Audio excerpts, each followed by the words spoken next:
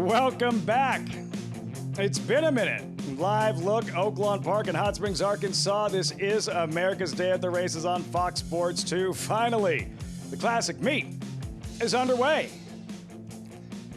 From the infield, alongside champion jockey Richie Migliore, I'm Lafitte Pinkai. So, the winter break is behind us. Winter Storm Fern behind us. And now this Oaklawn Park Classic meet gets underway on the Southwest Stakes weekend. Richie, we had to wait a little bit longer than anticipated, but now so much to look forward to over the next 4 days. Well, you always have full fields here at Oaklawn Park, but even now, horses that haven't had a chance to compete because of the weather and the break between the holiday meet and the classic meet, we're going to see even bigger fields, competitive fields, and you wouldn't know that weather is wreaking havoc all over the country as beautiful as it is here today. Yeah, picture perfect Thursday afternoon here at Oaklawn Park, and while we have so much to get to, and we'll get to the Southwest and everything taking place this weekend, live racing coming up in just a few moments. The fourth on the program, good allowance race, mile and a 16th, same distance as the Southwest Stakes, $125,000 purse, and an odds-on favorite here, Richie, in New What's New 4 to 5. New What's New just ran a race that would demolish this field last time, but I'm a little concerned, Lafitte. It's a little bit of an outlier. We had never seen an effort that strong from him previously, some good races, but this was a whole nother level. He got 101 buyer figure, and he just drew off. But he had Luis Saez that day, got Luis Saez back this day, and he showed better speed under Luis Saez. Look at him running away from last year's Arkansas Derby runner-up in Publisher. Yeah, Publisher, who's still a maiden, despite that he's multiple graded stakes placed. But no doubt about it, New What's New? Well, maybe that was a new improved version of New What's New. You liked Publisher last year. A little bit. I did. A little bit. He was my wise guy horse. 50-1 runner-up. New What's New, odds on 4 to 5. We say hello to Megan Burgess, trackside. Megan, what are you noticing as this field of allowance runners continue to warm up? Well, it feels like home now that you two are here. Very great to see you both. But the favorite here, I am agreeant with Richie in the number 2, New What's New. I want to see him do it again. It was first off a little bit of a freshening, and it was such an outlier of a figure that I want to see him be able to follow it up with the same kind of run as he stretches even further out in distance. But I will say, you did get a nice little blowout there on the 4th of February. So he might be a little bit fresher, woken up a bit than others in here. But a quick long shot to take a look at is the number 6, Big Gain, for Norm Cassie, who is second off the bench. I really like the sprinter route angle on this guy, and I thought that he was training really well up to his last effort. He needed the race. As I mentioned, a pretty good, healthy climb in class, but he's won over this surface. I think he's going to be able to sit a tactical trip. But as we continue to progress through this weekend, guys, it's going to be interesting to see how the weather delay has affected training, as this guy hasn't worked since the 22nd, but we will see if that cabin fever affects any of these runners as we progress, as I mentioned, through the weekend.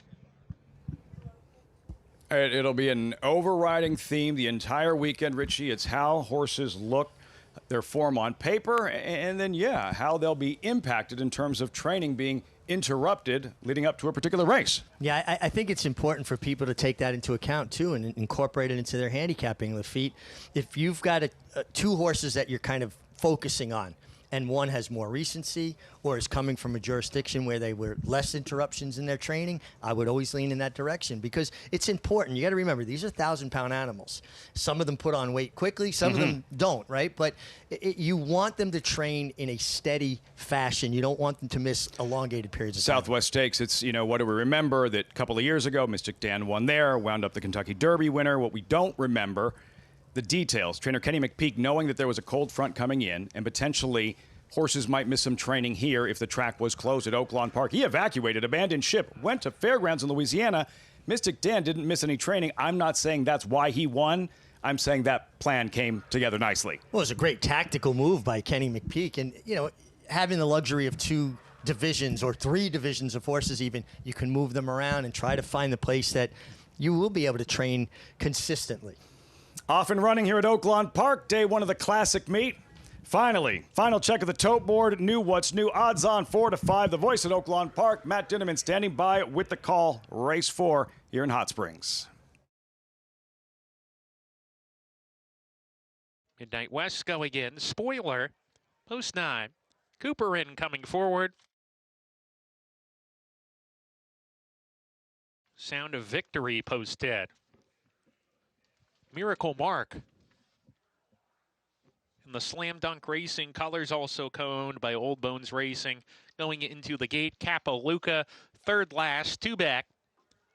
Big Gain. And to the outside, Dr. Storm rounding out the group. We're ready to go. And they're off. Slow break from Cooper and no problems from New What's New, who dashes to the lead. Miracle Mark takes the second position. Zero Sugar into third in the bridle early on the outside going into the first turn run. Big Gain, he's fourth in the early stages. Midnight West to his inside, a 3-deep spoiler in the gold. He's 6 off the pace in mid-division. Edified, Happy Strike, they run as a pair. They're 2 clear of Dr. Storm passing Cooper in the slow start out of the gate. He's third last now ahead of Sound of Victory and Capo Luca as they swing up the backstretch here. New What's New went off at 1-5, and he leads the way, streaks 2 lengths clear. Miracle Mark in chase mode has the ears pricked, though. He's running in the second spot. Zero Sugar showing a little more rain. He's third with Midnight West, and between them is Big Gain, nickeled along already with a half mile to go. Gap of 2. Happy Strike finds himself well off the pace today, a length in front of Spoiler, who's sent to pond. Edified being asked to pick up the pace already going into the far turn run. Dr. Storm is beginning to pass runners on the outside. He's 7 lengths behind, but mounting a rally. 3 clear of Capo Luca, Cooper in and Sound of Victory, who drops out of it. Rounding the far turn, New What's New, still clear. Margins 2.5. He's opened up 3, maybe even 3.5, maybe even 4 hitting the quarter pole. New What's New all alone on the lead. Dr. Storm continues to sustain rallies into second now, but New What's New has increased the lead to 6. 7 lengths. New What's New with 1 furlong to go. He's all alone on the lead here. The rest are battling for the minor breadcrumbs. New What's New, another powerful performance. He's 2 for 2 going the route game. New What's New, dominant. 1 by 9. Second home was Big Gain, then Dr. Storm and Cooper in. Light switch thrown. Yeah, rounding on dirt, what he's done best thus far. 2 daylight wins. New What's New. Double down stables. Luis Saez 1-5 at post time and performs accordingly.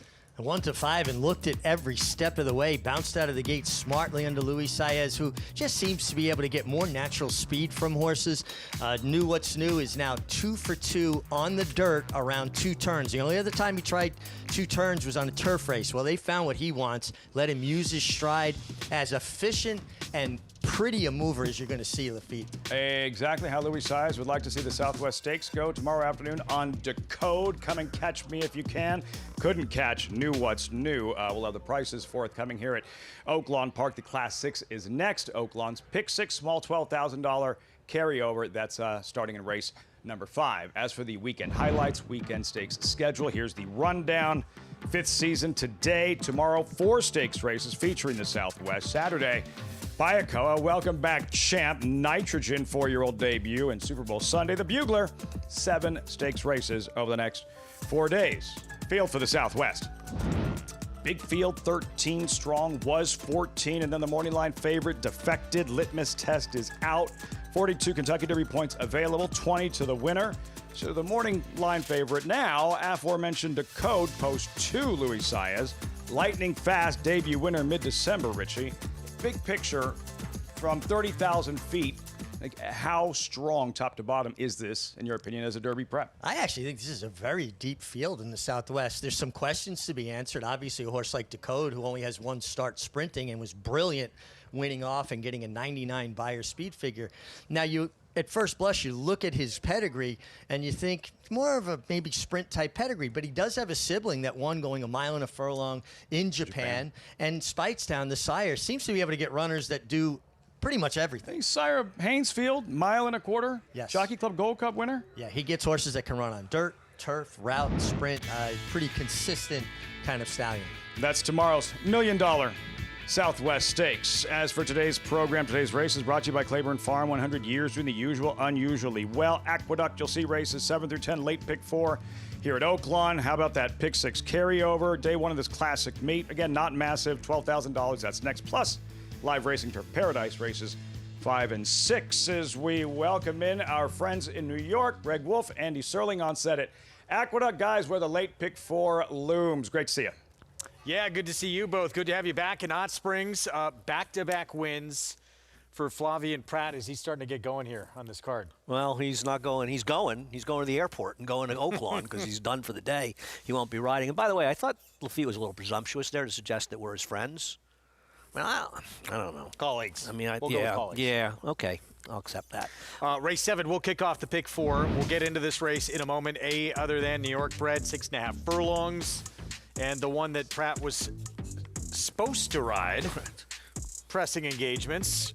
Princess Wadadli outside. Debut winner, first time out. Now, start number 2, we'll tackle winners. I mean, I think the biggest question is obviously moving up, but can the horse clear the 6? I'm kidding. I'm a little bit dubious of that. Here's Lady Angelina Belmont and an impressive maiden winner 2 back. Yeah, I like this horse getting back to a fast track and did get stuck near the inside when the rail wasn't good. Case to be made for red wine and whiskey. My concern is that this horse might move up on a wet track because the good races have moisture, but this horse's recent form is good and ran well despite trouble last time. Raylu Gutierrez, he's on Howling Wind. He's got 2 wins already today, and this horse has improved. I liked his last race. I don't think she's without a chance. Linda Rice, Kendra Carmouche on Grace and Grit. I mean, she's okay cutting back. She's probably faced some better horses, but, I mean, she's one of the favorites. Can win, I guess. Decent performance last start from I'm Kidding. It was back in November. I agree, and the speed is good, but the horse has to deal with the 10 at the very least. Strong form out of town at Parks for Tower 22. Can it transfer here? Well, that's really the question. Second off a claim from Jamie Ness, but the last 2 races are fast. I want to see it here, though. And Sunshine Lily, the only win, it came back in September. Belmont and Aqueduct. She's got that one race good enough. She had a good trip, though, last time, went 4th.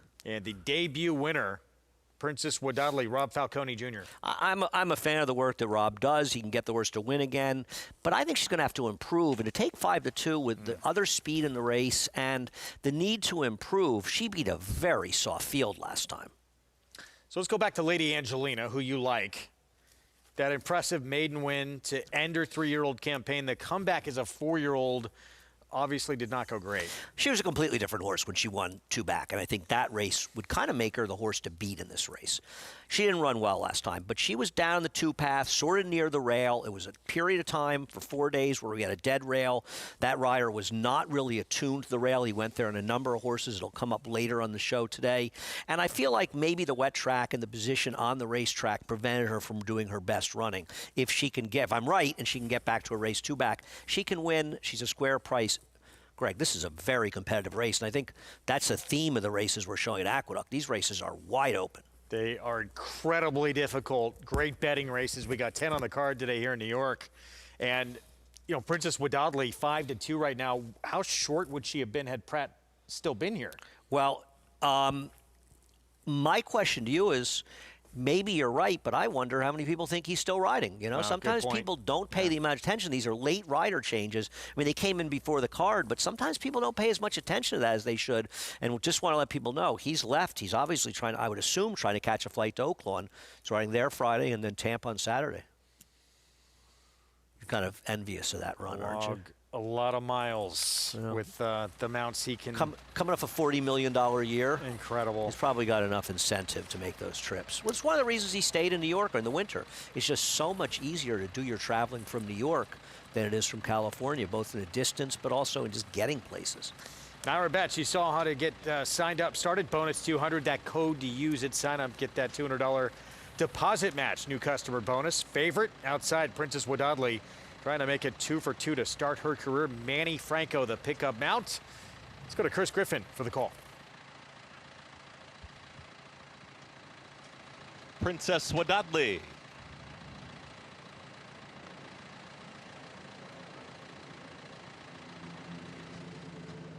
Goes in, all set. And they're off. Princess Wadadli broke sharply from the outside, but in between horses, I'm Kidding. We'll now assume the front. It's I'm Kidding who's got the lead. Howling Wind is right there to apply the pressure to the inside. They're 1-2. Princess Wadadli is now a well-settled 3rd.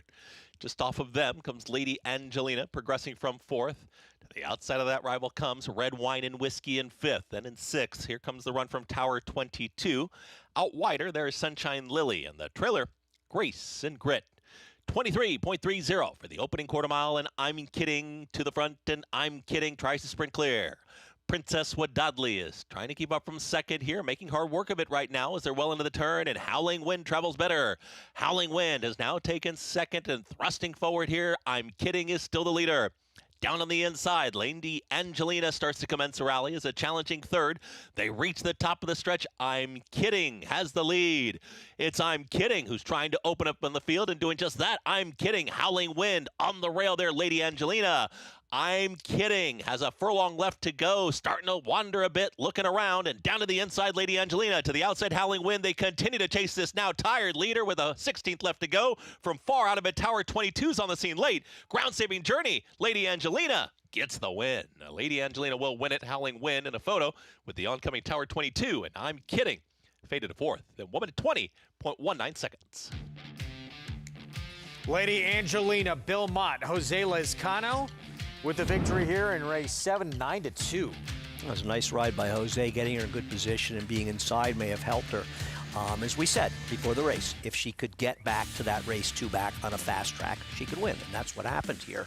The 10, as we said beforehand, not getting the lead was a totally different story, and the 6 was aggressive. I love the way Raylu's riding with the 4. You know, he made the 6 work enough on the front end to get that lead to soften up late. Didn't win, but got second. And that's 2 wins in the second for Raylu today on price horses.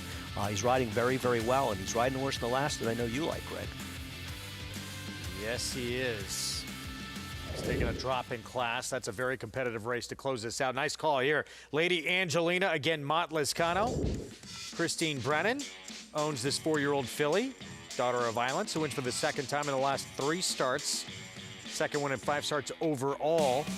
And a price, 9-2 over 12-1 over 6-1 for this 2-4-8 trifecta. Yeah, no, we'll see. And, you know, for people that are wondering, you know, we put in these new guardrails with the CAW players today, and if you're looking at, you know, the payoffs and the exacts and stuff, things are coming in line. So it does seem one day in to be having an effect, and I hope that players are aware of that and paying attention to it, because we're trying to give the people what they want.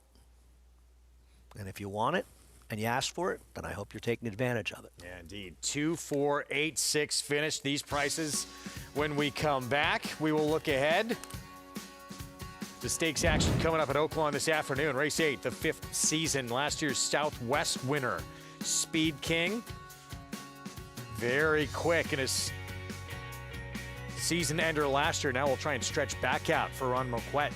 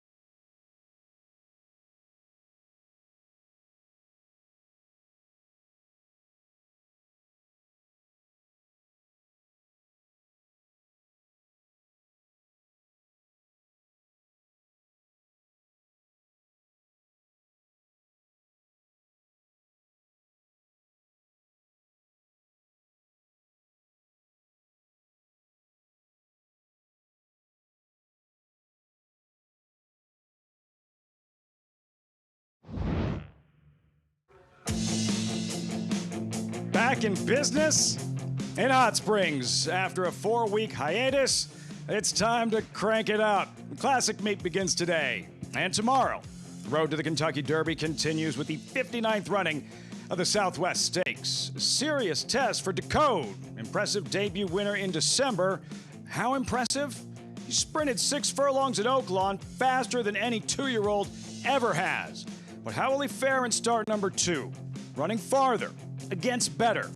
As for today's program, main event still ahead, featuring last year's Southwest winner, Speed King.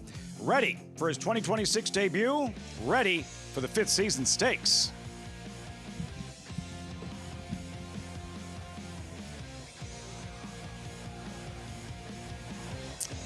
Postcard kind of afternoon in Hot Springs. Welcome back. America's Day at the Races on FS2. Clear skies, temperature in the high 50s. Off and running in the classic meet alongside Richie Migliore. I'm Lafitte Pinkai with so much going on over the next few days. Yes, we have a Southwest winner running in today's feature a little bit later on Speed King, tomorrow's Southwest Stakes, and the return of a champion, Nitrogen, making her 4-year-old debut on Saturday. Yeah, always exciting to see champions compete. And one thing about Oaklawn, they have such a comprehensive series of races for every division. So the Bayakoa, I'm sure, is a stop on the way to the Apple Blossom, which probably be her first Grade 1 objective this year. But she's a throwback kind of horse, Lafitte. Runs on turf, runs on dirt, has just been ultra consistent, and that she's been creating her own trip, putting herself in the game. It's really one of the overriding themes from the Eclipse Awards, and so many horses crowned champion that are coming back and competing, staying in training in 2025. Speaking of training, and for the trainers, as difficult as it is to win the biggest of races and get the horses ready for an A-plus performance when it matters most. Now, with this kibosh thrown into the mix, Richie, and the fact that there was no training for several days here as a result of the weather and the storm that hit this part of the country last week. Yeah, the majority of the horsemen are all in the same boat, though. It's horses that maybe are shipping in from other jurisdictions that I might give a slight edge to.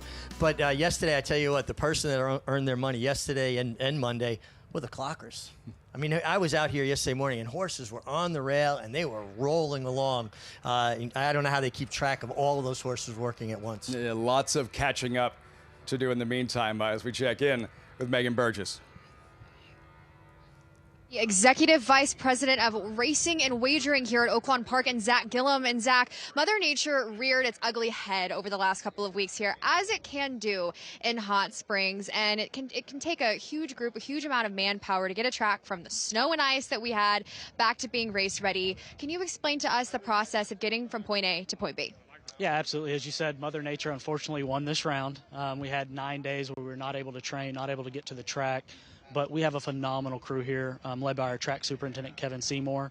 And after a few days of being under freezing to where we could not do anything to the track, they were able to get out. They were able to get all the snow and ice off the track. That took the better part of 2 days. And why that was so key to hit that window was to ensure that it didn't start to thaw and then all that moisture get down into the track. So they did a great job. They timed it perfectly, got everything off. Once it was off, we were able to open up the track, let some of that warm air start to get down, start to get the moisture out of the track. And one of the things we struggle with here is being in a national park, we can't use chemicals. So we really have to leave it to Mother Nature to help us out, along with the wonderful crew we have. Takes a lot of hard work and dedication being up and really managing it and right. And it really does differ from all tracks across the country as far as the different resources and tools that you guys can use that may not be available. Yeah, it really is the sunlight, the wind, and then the phenomenal crew that we have. And luckily they have the knowledge and the experience. They know when to time it. They're checking those temperatures constantly. I don't think the track crew slept much over the last 2 weeks, but they did a great job. And it's not just them. You know, the backside keeps operating. So there's muck that has to be removed. And when everything's frozen over, I mean, our town pretty much closed down for the better part of a week. Schools were closed. So there was a lot that went into it, ensuring that, you know, the trainers were still able to train in Shed Row. If they needed to make it to the wheel, getting them a path to get there. So the track crew, hats off to them. Everybody on the backside, really phenomenal work. Hats off to them indeed, a group effort, and congratulations to you guys for just being able to really execute on it. It's a beautiful day behind us, guys, and we are very excited for a huge weekend of racing here at Oaklawn Park. It sounds like so much anxiety and stress in the meantime, making those calls on the fly, in real time while this storm was hitting and wreaking havoc. Yeah, I mean, it's one of those winters that are just, we've had such bad weather all over the country. And I drove here, Lafitte, from New York, coming through Tennessee. I'm coming through mountains of snow. And they're not used to handling that kind of snow, but they did an amazing job here. And you get that layer of ice over the racetrack. It's almost like a permafrost, right? And they did such a great job of being able to lift that ice off and not take too much surface with it. It's a tricky thing to do. I was talking with Ron Moquette about it, and he said you could see the ice was clear. It wasn't all tinged with the dirt. So they were able to kind of lift that ice off. No. Great job by the crew here. Not unprecedented. 2021, the Southwest Stakes was postponed 2 weeks, so we have been here before. We march forward this afternoon. Classic day. Classic meet day one feature, 5th season. Looking at the field, older horses, mile distance. Several of defections, including the 8-5 morning line favorite, Pony Express.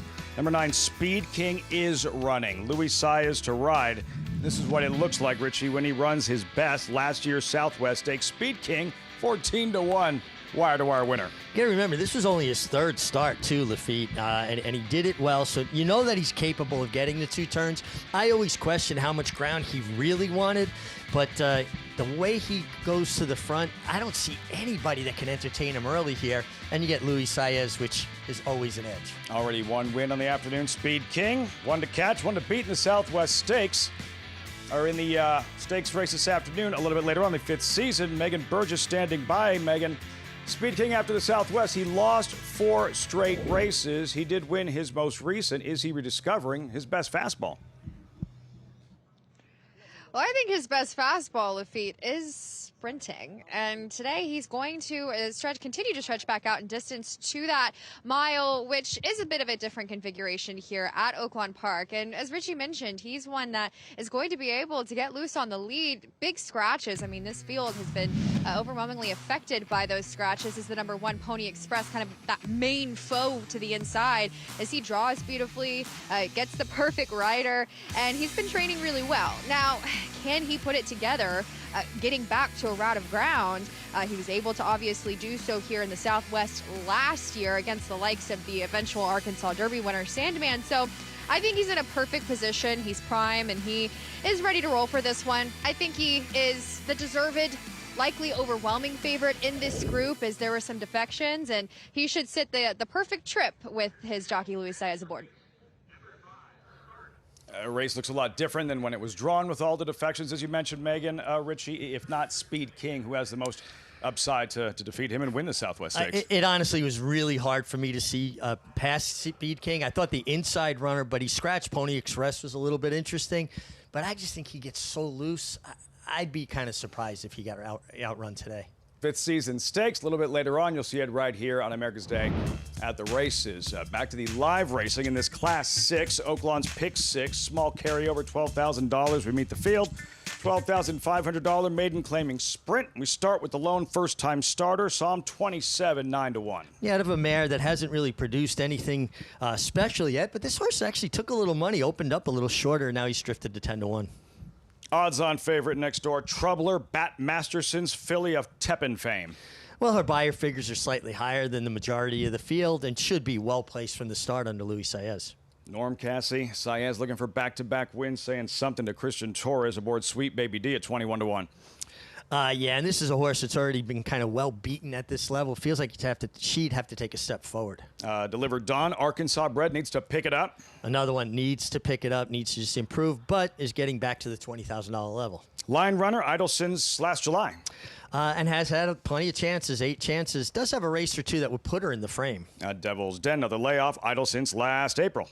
Yeah, Ron Moquette trainee, and another one just feels like she's going to have to improve a touch. Be a shock. 64-1 outsider. Closed that gate off the board in all 10. Yeah, this one would be a bit of a surprise for me. Just hasn't really shown enough to hang my hat on with anything. Myrna, there she is. Pictured here, 3-year-old debut. Jim Marshall, you're going the wrong way. Yeah, drop in class, though. And then you got Emmeline, who should be taking money, should be well-placed from the start. At least she's shown a little tactical speed in her last pair. There's Roots Tootin. think adds speed to the affair. I don't see her hanging around to the finish, but should be forward. Calipari's girl now with Mike Maker. This is who I'm interested in. Mike Maker taking over as the training and dropping in class. Love me some Candy to the outside at 9-1. Ramon Vasquez. Good holiday meet. He had his momentum going the first few weeks of the season. Well, he really did. And you know what? The riders that have been riding here consistently over the years, Francisco Arrieta, last year's lead rider, Christian Torres, Ramon Vasquez, they've had a really good holiday meet, right? The first meet. And I think they had a little bit of an edge knowing the racetrack, right? We saw Luis Saez get off to a little bit of a slow start, but then he got on track. And I just think getting comfortable in the little nuances that a track offers. Saez, Megan, are you expecting him to go back-to-back in the Thursday program aboard the odds-on favorite Troubler? I'm not quite so fond of this horse, especially at the price she's at, the number 2 Troubler. Coming off of the bench there for Norm Cassie, and just looking at her from a fitness perspective, I think she's going to need this one.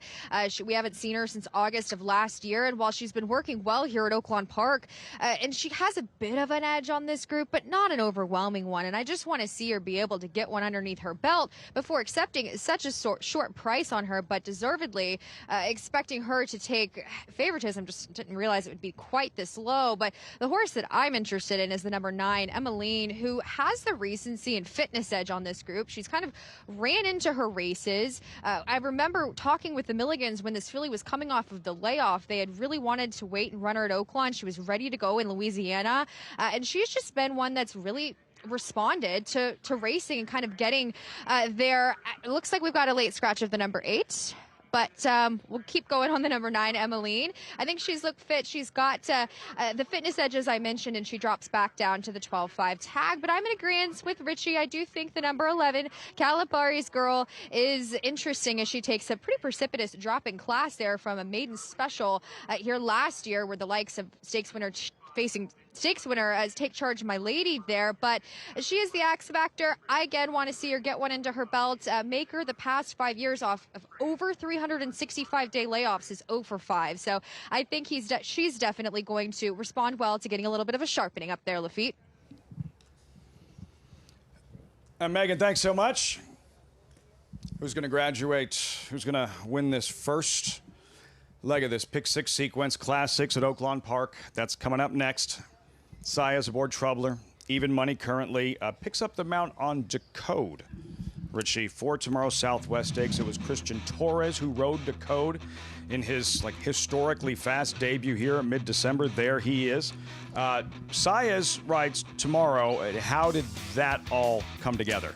Well, I went up to the jockeys room to talk to Christian Torres because he does have a mount that I think has a decent chance in here in the 11, Silent Tactic, who ran well in the Smarty Jones his first try in the dirt.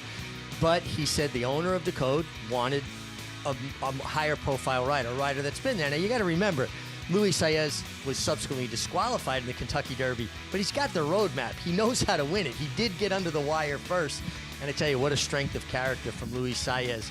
I think if something like that happened to me in my career, where I got disqualified in a race, the magnitude of the Kentucky Derby, and it was no fault of his, I don't know that I could have overcome it, Lafitte. That's a tough one. First thought that comes to mind when somebody mentions Luis Saez is just that. All class and how he handled about the worst thing that can possibly happen to a jockey, aside from injury, a bad spill, something along those lines. Yeah. Crossing the wire in front of Derby, only to be disqualified. Saez still looking for that first Derby win. 7 stakes races this weekend. He is riding in each one of them. Saez poised to get this classic meet off to a fast start. Yeah, and it was a little bit interesting, right? They had the holiday meeting, then the break. And guys went to different jurisdictions to ride, right? He was riding in Florida and around, and now they came back. And why wouldn't you come back? Look at the purses here and the opportunities to ride, because you got full fields, so you're going to get chances. Wanted to ask you about just psychologically for a rider, what that's like when you're the one getting replaced. Christian Torres, we'll circle back to that, but there is a late scratch. As Megan mentioned, Myrna is out, number 8, late scratch. Myrna out. Does that change the complexion of the race at all whatsoever? Not to me, Lafitte. I don't think it really changes anything. She was another one that was taking a drop in class, but felt like she was going to have to improve, and ridden by a 7-pound apprentice, Josiah Radosevic. Myrna out as we get closer to post time. And now circling back to Christian Torres, he is riding Sweet Baby D here, an outsider 23-1. Torres, who won the riding title here a couple of years ago, second to Francisco Arietta in last year's standings. Fine rider. Slight, how do you handle that when replaced right before a big race? In this case, what could be a tune-up for a Kentucky Derby with $1 million purse. Well, this is not uncharted territory for Christian Torres, right? Last year, he was the rider of Sandman, and he was replaced there. And he handled himself like a professional. You know, as a jockey, you're not under contract. You have one race commitment. You get paid, and it's their right, the owner and trainer, to put on whoever they want. You don't have to like it, but if you handle it properly, the way Christian Torres did, he even worked Sandman for Mark Casse, even when he knew he was being replaced.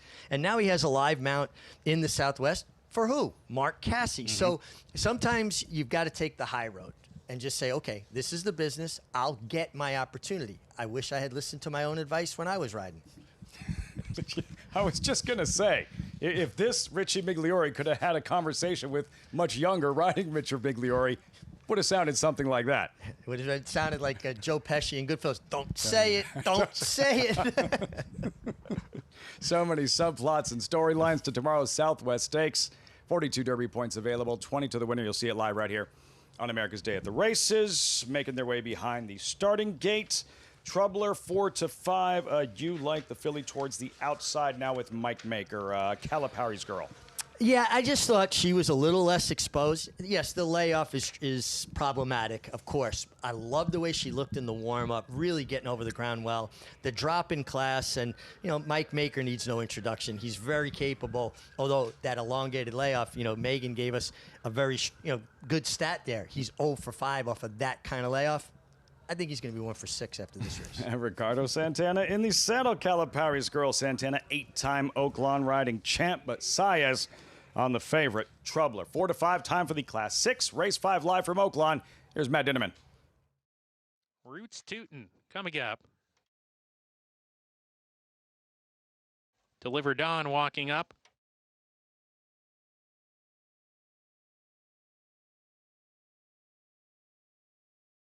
Line runner about to go in. Calipari's girl. And to the outside. Love me some candy. We're ready to go. And we're off. Uneventful beginning. Psalm 27 from the inside, sent for speed, is quickest of the bunch early. The favorite Troubler right behind, pressing from the outside in second. Roots Tootin' third with Emmeline. Delivered on down on the inside. She's 7 behind as they're strung out. Love Me Some Candy. Devil's Den, they're next in the group. Gap of 2.5 lengths to Sweet Baby D. Calipari's girl trying to make up some ground outside of her. Close that gate between that pair. And Line Runner can see them all as they go into the far turn run. Psalm 27 at 10-1 leads the parade around the far turn. Length in front. Troubler, Louise Saez getting to work aboard her. Emmeline in third, getting closer on the rail. Just 1.5 lengths off the top two who are right together. Emmeline sneaking through on the fence. There's room for her. She punches forward to challenge Troubler on the front end. Then these two hook up. Psalm 27 left behind in third. Roots Tootin' is next. As they come down the lane, Troubler's finding more on the front end. Troubler shaking off Emmeline in this final furlong here. Then Sweet Baby D, who's coming on. It's Troubler approaching the 16th pole, opening up 3.5 lengths with a burst, and she's going to break the maiden. Troubler, Louise Saez, back-to-back wins today. Sweet Baby D rallies on for the place position. Emmeline was third. Line Runner in the photo for fourth. I think she got it over Roots Tootin'.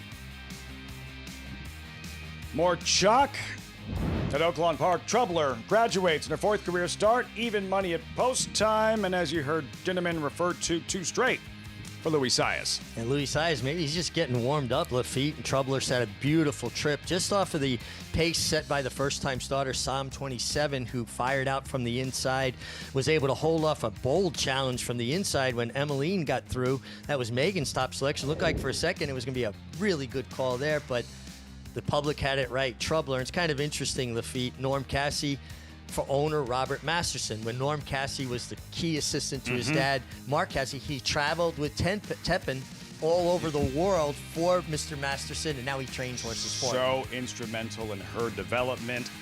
What a superstar, Tepin. And here, Masterson and Norm Casse teaming up. Troubler at Oaklawn 2395. Back to Aqueduct, late pick 3, race 8, to my friend Greg Wolf and colleague Andy Serling. Enemy. Andy is a friend to all. Exploration coming out for our post parade here to kick things off. Sahin Savachi. It's Linda Rice off the claim. Now, Linda obviously already admitting she made a bad claim for 50, dropping for 30. Just wonder about this horse who has that one good race, but was not good in the return race. The tough 2025 for Scat to Tap. Yeah, his form just isn't good enough. He once was good enough. Analog Jones, major player, another Linda Rice, first off the claim. And also important to see how this horse runs, given the horse that beat him is in the next race, and see how legit that fig is. Yeah, that's Sergeant Caps, who's won 3 in a row. High Oak, lowest level he's ever run at. 2021 Saratoga special winner, dropping in for a tag. Think he's dangerous on the drop. Likely speed of the field here, Spirit Dragon. You like Spirit Dragon more than I do. I understand the thinking. 6-5 is ridiculous. Here's Register that Pratt was supposed to ride. Luis Rivera Jr. fills in. Right, he figures to be a speed along with the favored 7 in this race, and he's got races good enough. Uncle Jim with races good enough as well, who drops down. And he should be stalking the outside now. I worry a little bit because it does feel like the inside's been the place to be, and I worry he'll be caught 3 wide, but I liked him on the drop. And here's Complex Music, Ruben Silvera from the outside post. Interesting claim by Jimmy Ferraro. I just don't know. He'd really have to move him forward. Maybe he can. Post time coming up. Let's take a look at Uncle Jim for Horacio de Paso, 6-1 on this class dropper, who's a 3-time winner. Right, but you know, it's a class drop that's necessary. He claimed his horse for $32,000, and while he's run respectably, it's just clear that he's really not good enough to move up and win, so he's dropping him down to level basically he claimed him at and trying to find a competitive spot. I'm a little worried. The racetrack could be a little against him, but gee, 6-1 seems like a very fair price to me, so I'm happy to bet him to find out. Meanwhile, Analog Jones, one of a couple for Linda Rice. This one getting much more heavily bet. Just claimed off of Jamie Ness. The problem is not only claimed from Jamie Ness, though it's claimed by Linda, who's obviously terrific, but this is, he's basically one of those one-number horses, and it's a little bit hard to take that figure at face value, even when you look at the horse who beat him, who's the number 11 in the next race. He's another horse. So I just wonder if it's an aberrational effort. This is him running second last time. I'm curious to see how he does off the claim, and I'm curious to see how it equates for the horse in the next race. I'm against. I bet the 9 and used it with the 4 and 8 in the exactas. The 7 can beat me at 7-5, and he very well might. Yeah, Spirit Dragon been claimed each of his last 2 starts. Talking about the 7, who looks like he is potentially the quick of the quick in here. Brad Cox barn now. Manny Franco will ride the 7. Here's Analog Jones, that we just showed you in that performance last start. It was obviously probably a career best number he's ever run, but he was sort of trending in that direction. No, he's got other decent races. I don't think he's some sort of bum that out of nowhere ran this big number, but he is taking a lot of money based on the reasonably good number, and that worries me a little bit. He also doesn't have a lot of speed, but he should be down towards the inside, which is a good thing.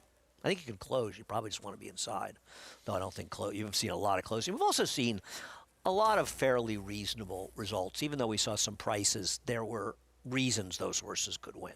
6-5 now on Spirit Dragon. Did you think 7. he'd be this short? No, you liked not him? at Yeah, all. I mean, you know, and this is a Cox claim, but it's for Mike Dubb and not for Sandy Goldfarb. And while he's had success claiming for Mike, and Mike's obviously been a very successful claiming owner, I think a lot of success has been for Sandy Goldfarb. On the other hand, there have been a lot more horses that Sandy's claimed.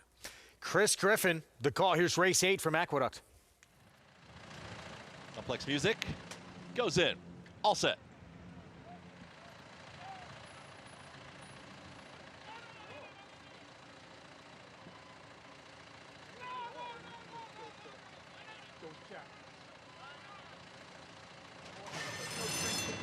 And they're off. Spirit Dragon broke with speed. Register is right there in the early mix, but Spirit Dragon will clear off and is up by a half length, almost a full length now. Complex Music is towards the outside as a challenging third. Down towards the inside comes Analog Jones in 4th, and out wider, that's Uncle Jim in 5th. Back in 6th is going to be Exploration, big gap. 6 lengths, back to Scat to Tap, and the trailer, High Oak. They're chasing Spirit Dragon, who is the leader. Manny Franco and Spirit Dragon up by a half length. Complex Music is right there. Is a close-up second at the rail. That's Analog Jones. Also moving forward, up on the 4 outside, here comes Uncle Jim. His register has dropped out of it quickly. From the back, Exploration starts to run on. Scat to Tap, and the trailer still High Oak.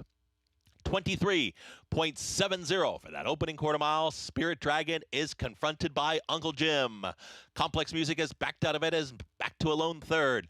Exploration moves out wider, is trying to run on there with Analog Jones. Spirit Dragon hugs the rail, kicks away, has put away Uncle Jim, has put away Complex Music, trying to rally on still. There's Exploration and Analog Jones. Spirit Dragon keeps finding so far, approaching a final furlong. Grandstand side, Exploration is starting to make up some ground on the leader, but running out of time inside the final 16th.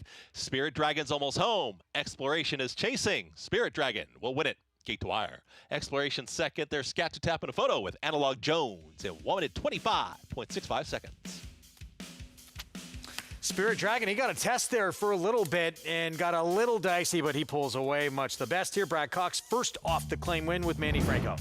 9 didn't break that well, and the 7, the 8 had no speed, and this horse was just able to be in a position that's been almost unbeatable on this racetrack today. And when you couple the fact he's a logical horse, the favorite, he was sort of unbeatable today. I would give my guy another chance. He didn't have the best of trips, but he also doesn't seem like to break out of the gate.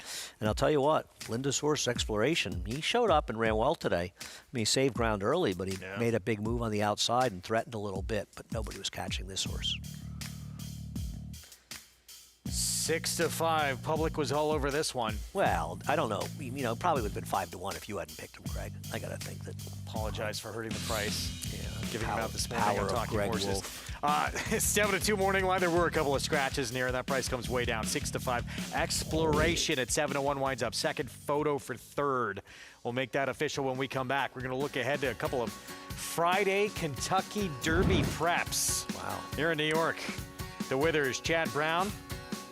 Won this race 2021, 2022. He's got a pair of stablemate schoolyard Superman and Tino. We'll talk their chances when we come back.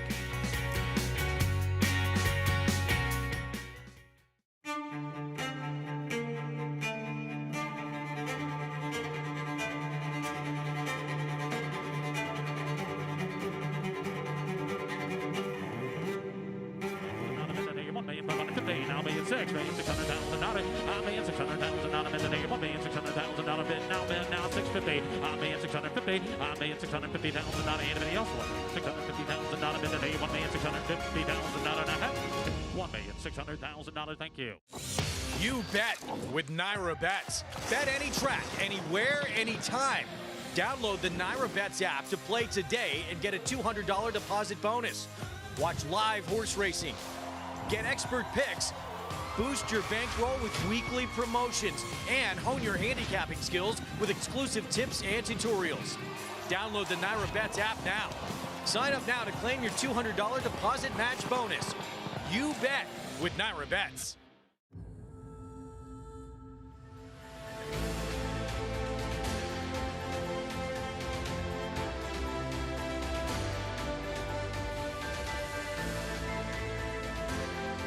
Olympiad gets the gold in the Jockey Club Gold Cup.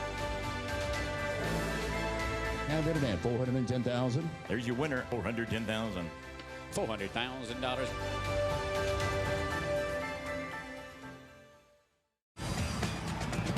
Oaklawn Hot Springs is here for when you need to break away, when you want to reward yourself, when you deserve to indulge, when you want to be close to the action. It's all here. So what are you waiting for? Live racing returns with the classic racing season. So plan your stay at Oaklawn Hot Springs and come join the fun.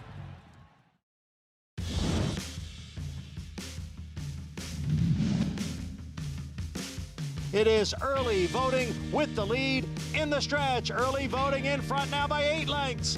Gilded Age on the outside takes second, and Grantham is next in third. It is early voting, who is isolated here.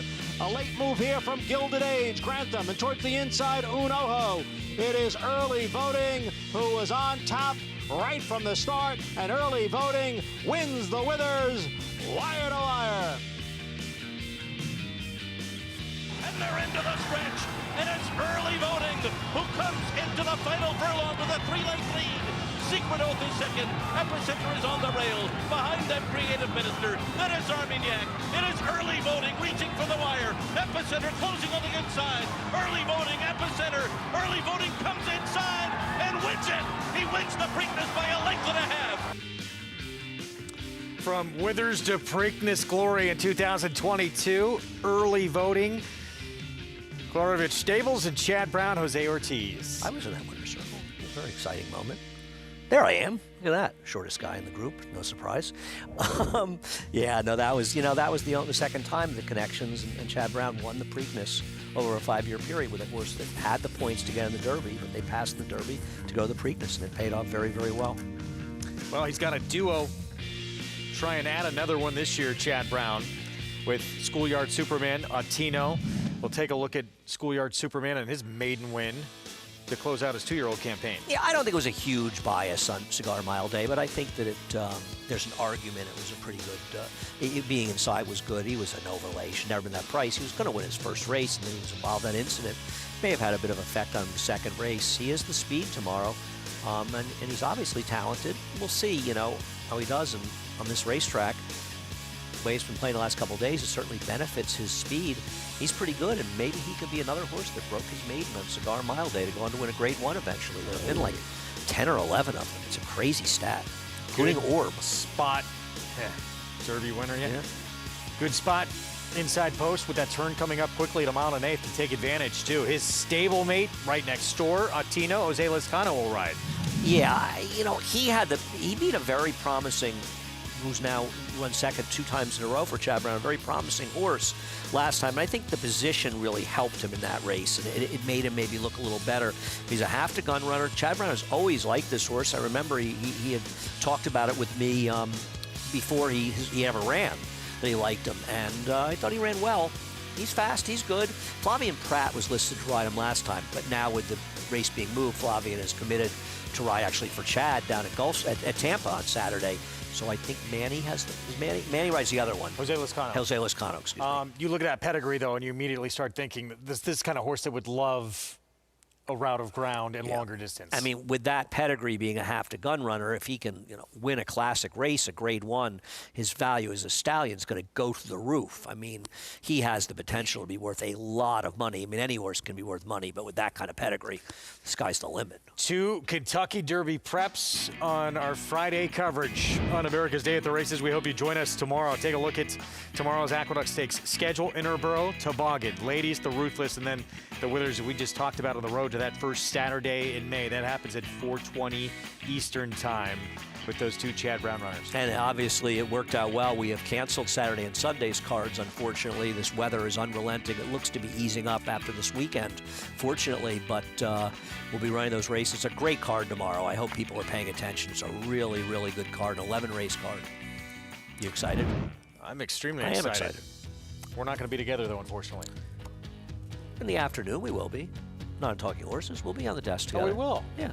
Oh, okay, I was looking ahead of the 3 weekend. to 6:30, we'll be here. Spirit Dragon takes some gate to wire, and now back-to-back wins. First off the claim for Brad Cox with Manny Franco. Tremendous pick by you, Greg. I don't know what to say. It's a great selection on your part. It's been, inside. And I've benefited from the racetrack as well. I've had some winners. Normally when there's a bias, I go, for the card. I've just managed to land on a few horses that were able to take advantage of the way the racetrack is playing. For the most part, it's awfully tricky, and he ran well. Oh, for third, was it inside? It was. Scat the Tap, 47-1 to spice up this trifecta a little bit. Well, follow my horse in there, Uncle Jim. Fair racetrack, he's going to win next time. Okay. 7-1-2. In the 8th, race 9, things do not get a whole lot easier in here. 7 furlongs, $50,000 starter allowance race. And when we kind of previewed this race earlier, we thought maybe the most interesting horse on this entire card today, Shadow Surge, off that dominant performance at Parks. I mean, and I know you like him more than I do, but the way the racetrack is playing, I mean, he's very, very dangerous. Can he run back to that big number? If he runs it, he's going to win. All right, much more on this race. We're approaching the 17-minute mark to post. Very sad news for all of us here at NYRA. We heard earlier this week a member of the NYRA team for over 17 years, Claude Irwin, worked with us here, operated the cameras. He did everything here at NYRA, passed away unexpectedly.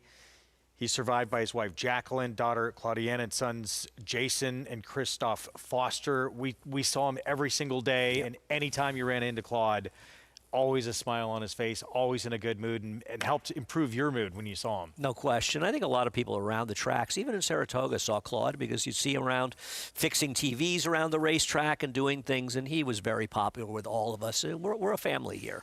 And he was part of the NYRA team, but also part of the NYRA TV department. And it's a crushing blow to a lot of us. He was often here as a cameraman for our show as well. And Claude and I started here at a very similar time in 2008. And he was a friend to so many of us, and he'll really be missed. It's a huge loss, and obviously for his family, and our condolences to his family as well. But he was a great friend to so many people here. Hit everybody very hard. We will miss Claude forever. Claude, we love you. We miss you. And, yeah, the camera we're on right now, I used to operate that very camera quite often. Claude Irwin, sad to hear of his passing. We'll be back.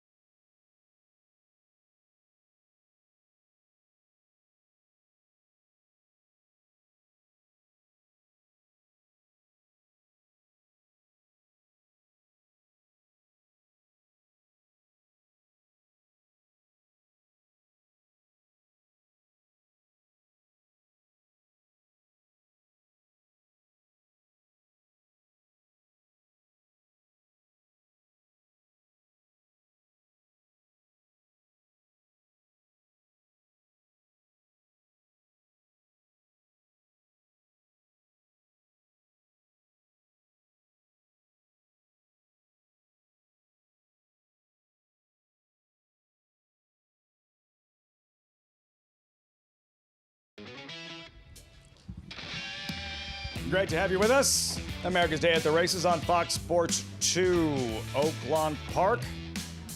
Time for the late pick 5. Day 1 classic meet.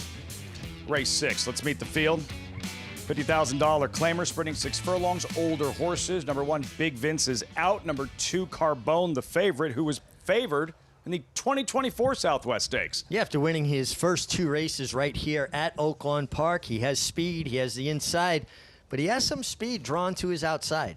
Golden Luna, there he is. Yeah, the quick 7-year-old. Well, there's some of that speed I'm talking about, and sometimes when you have 2 speeds side by side, they kind of incite each other and do more than they want to. American Experiment, Rafael Bejarano won the opener, 11-1, 5 horses out. Oscar Eclipse, number 6, here at 4-1. Check that 5-1. This is who I like, Lafitte. I think he's going to sit just off the pace and trip out under Ramon Vasquez. Fort Sam pictured. Another horse that can show speed at times, although sprinting he seems to get outrun a little bit. Gun Flash, 7-time winner, but it's been a while. Yeah, been a while and going to have to find some back form, real back form. Mischievous M, tactical speed, the outside post should all add up to a great trip. Yeah, the outside certainly aids this horse's opportunity, and Tyler Bacon, who did really well here last year as an apprentice, has them out. Ellie's Promise, can Luis Saez win 3 straight? Luis Saez just seems to get naturally more speed out of horses. I think this horse will be laying up close. And I like when a rider gets hot. He's won 2 in a row, looking for 3. And the favorites, it's been chalky, the results for the most part this afternoon. Will that trend continue, Megan, with Carbone, who is the choice at 2-1?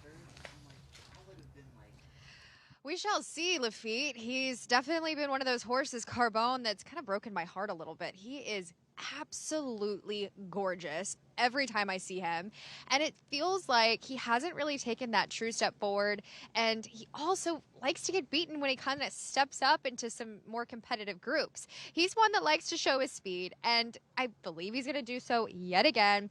The scratch of the 1 takes a little bit of the early speed out for him to deal with, because he does contend, and then sometimes he gets there, and most of the time he does not. We'll see how he fares here, as he last trained on January the 9th. He's coming into this race, his last race on January the 16th, with no work or anything like that. So today being February the 5th, we will see how he responds.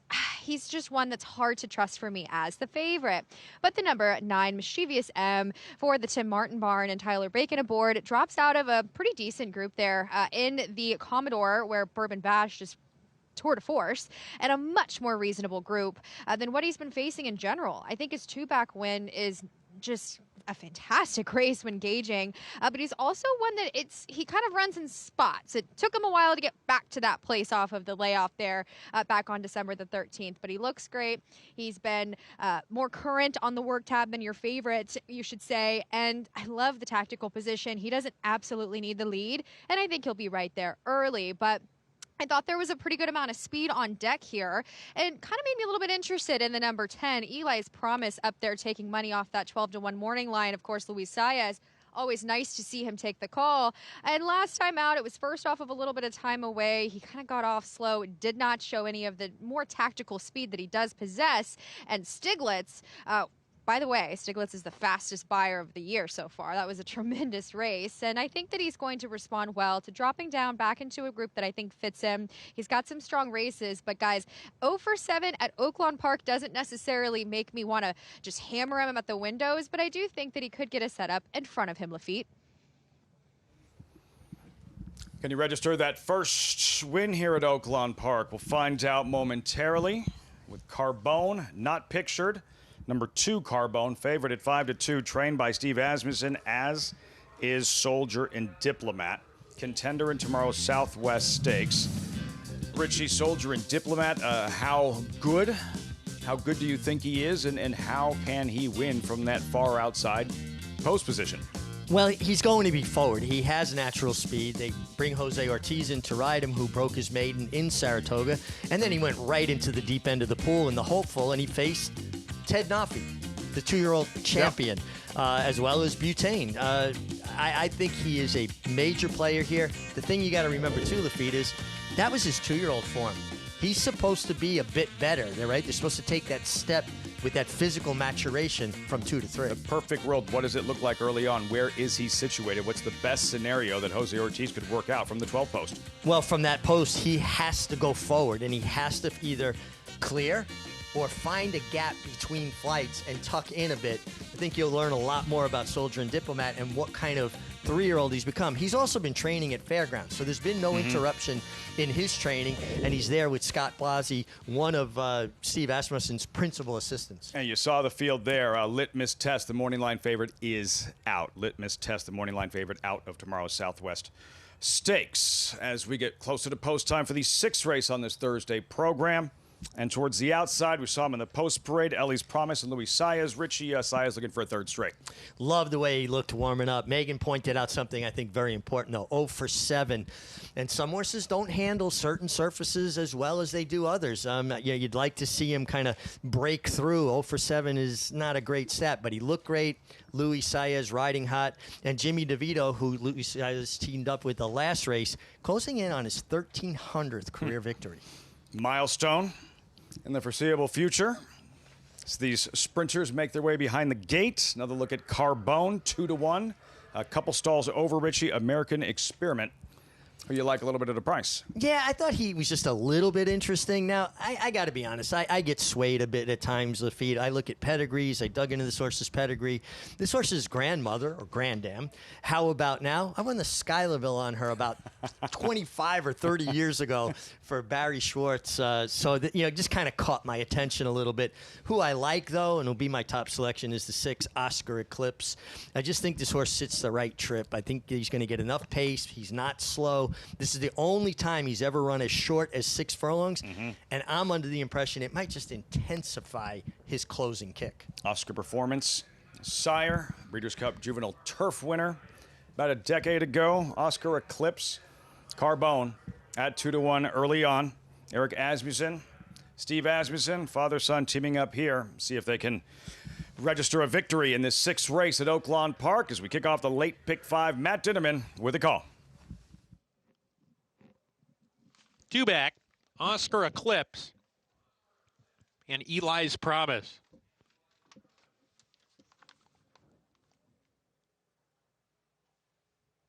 We're ready to go. And Larough.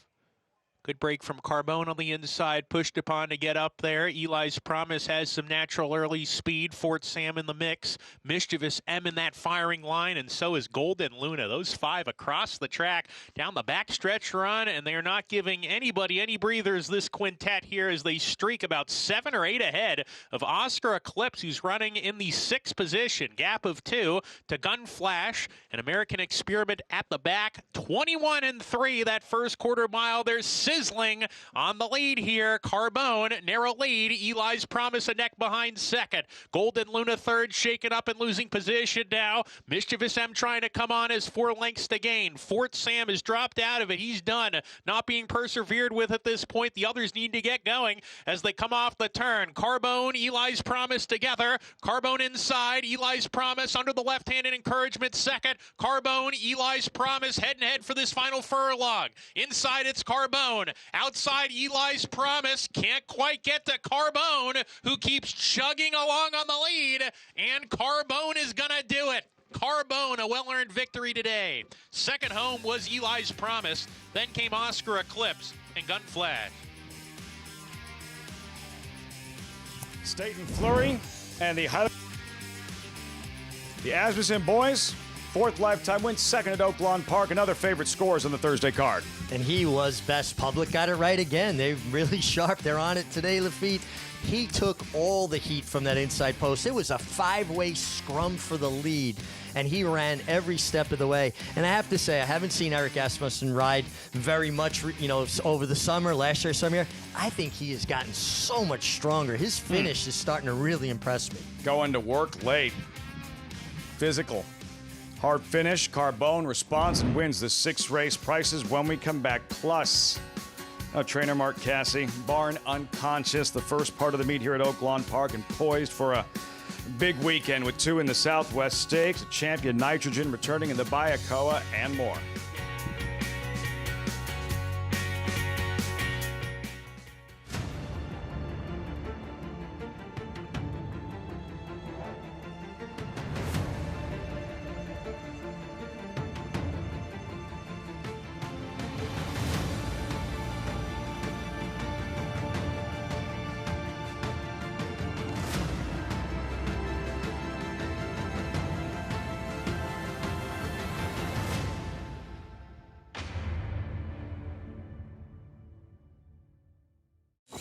You bet with Naira Bets. Bet any track, anywhere, anytime. Download the Naira Bets app to play today and get a $200 deposit bonus. Watch live horse racing, Get expert picks, boost your bankroll with weekly promotions, and hone your handicapping skills with exclusive tips and tutorials. Download the Naira Bets app now. Sign up now to claim your $200 deposit match bonus. You bet with Naira Bets. A provision in a bill passed this summer reduces the tax deduction for wagering losses from 100% to 90%. This unfair change would tax horse players on a percentage of their losses, could cost over $1 billion in handle, and threaten thousands of jobs in the racing industry. That's why the NTRA is fighting to pass the Wager Act, a new bill that would restore the deduction to 100%. Tell Congress to pass the Wager Act. Visit ntra.com/wager. It's America's original sport, and no one covers it better than americasbestracing.net. From the sport to the lifestyle, the best races, horses, and destination venues, cocktails, gambling, fashion, and more. americasbestracing.net is a sport for you.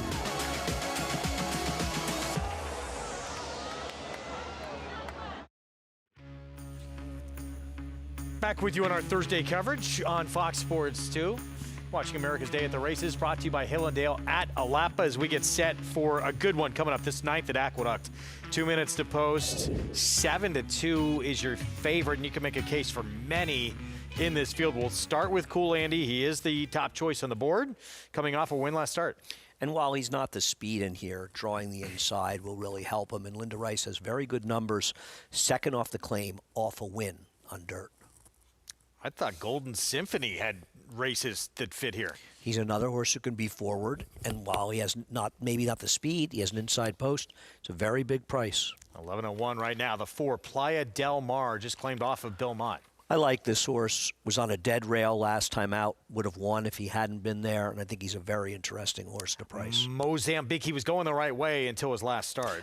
Well, his last start, he was too close to a pace that collapsed against a horse that ran a huge figure. I think he's a player at too big a price. 2 Honest Mischief, trained by Chris Englehart. Recent form has been good. He's kind of turned things around. The interesting Shadow Surge, that monster race last start at Parks. Could be a fast pace, but he's the speed of the speed on this racetrack. That makes him dangerous. Here's Fiddling Felix, Bill Morey just claimed. Bill Morey has very good numbers off the claim on dirt in general, and dangerous trainer for a 20-1 shot. Bill Mott, reigning Eclipse Award-winning trainer with a back-to-back winner, Dormello. He can try to be speed, but he's 1/3 the price of Fiddling Felix. I don't think he's even 1/3 as likely to win as Fiddling Felix. Terrific trainer, Charlie Baker, and Gamebred stepped up with a big effort last start. His last race is repeated here. He can win at a big price. Sergeant Caps rolled by. He's put together 3 in a row. I agree, except the horse that beat him that ran second to him last time did not run particularly well in the last race, but he might have been compromised. I liked his warm-up. See if we can get another look at him in a moment. The 12, Timaeus, Rudy Rodriguez. Big race, 3 back, but tough to make him here. And then 10-1, Carvelian Quest ran a huge figure, but on a wet track last start. He did, but he's going to be chasing outside, and an far outside post does not bode well for his chances here. Let's go back to Playa Del Mar, who you like. Well, I liked him last time, and it is, you can say it's sour grapes, but I also think it's true. His rider, Celine Zavachi, and listen, we saw the 7th winner, who Sahin went towards the inside on, came back and won, and he's behind horses here. Had he angled out and gotten to the outside, he would have won this race. Instead, he went to the dead rail. It was open because most of the riders knew the rail was dead. It was only the second day in a row it was dead, though, to be fair, and it compromised him. Claimed out of that race. Now, he's got to get better to win here, and the way that, the track has been very inside-y, so it makes it tricky. But he is a big price. He was compromised last time, and the good news for me is if he doesn't run well today and he's against the track again, hopefully I can lose some more money on him next time out at a fair racetrack. I think one of the reasons we're dealing with a bias, and it seems to be very much inside, I don't know if it's necessarily speed as much as the rail. When you have these kind of cold temperatures, it makes it very difficult, I think, to water the track and to deal with them the same way you can when it's normal. And it's it's very tough. Everybody that's working with the horses and the track, it's tricky when you have this kind of weather. I cannot knock the maintenance crew. They've done a good job just keeping the track in as good shape as it is. The favorite has become Shadow Surge the 7 off that otherworldly performance at Parks back on January 13th. I mean, he could theoretically back up a couple of lengths and so easily win. And it is a one number, but he has back form that's good enough to compete here anyway. I do think that the track speed was very good at Parks last time. So I think there's a chance that this was dressed up a bit by a bias. But my gosh, as you say, he could run 4 lengths slower and still be a very big factor, especially with his running style on this racetrack, because he is supposed to be in front. But we'll see. Sometimes when you have a bias like this, I think you're going to see a lot of aggressive riding here.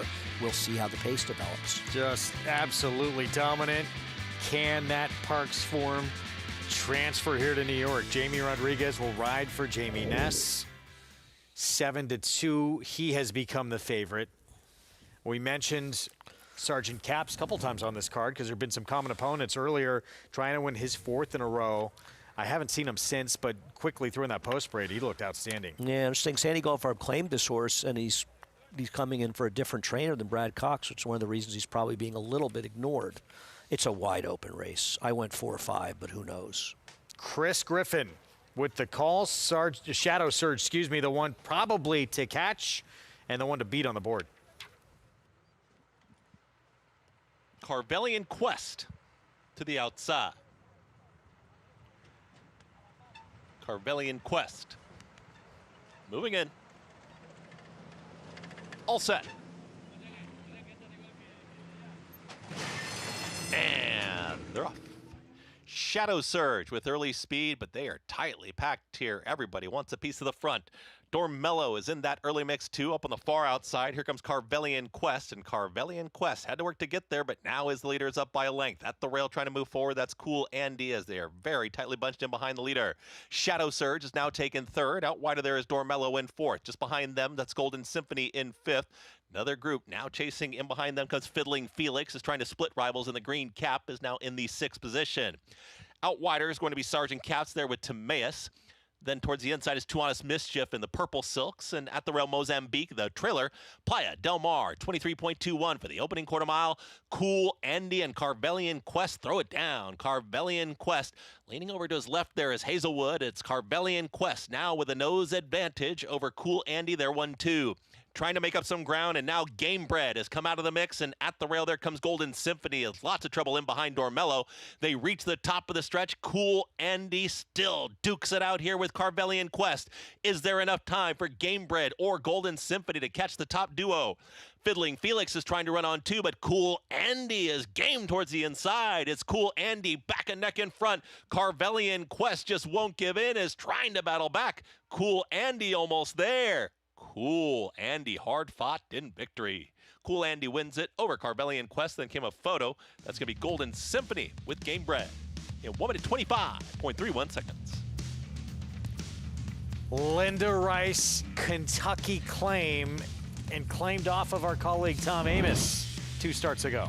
When you see 2 horses battling like this in a race laden with speed and drawing away, and they end up running 1-2, we're dealing with a significant bias. I don't want to take anything away from Cool Andy, who obviously is in good form, and another great claim by Linda Rice, but these races are being dramatically affected by the racetrack, and it's hurting the horses that are trying to close. I don't know that it's probably a gold rail, but I also think that it's very hard to close into this track. But give this horse credit. They ran 1-2 around the racetrack. My 4-horse closed for a well-beaten 5th, the only one really running at the end. So this runner claimed off of Tom Amos, and now back-to-back wins coming here to New York for Linda Rice. No surprise. 7-2 on your winner. Kendrick Carmouche aboard Cool Andy. We will have the prices when we come back. Set up the nightcap. It was a duel with Carvelian Quest, but then this 4-year-old puts that one away late stretch.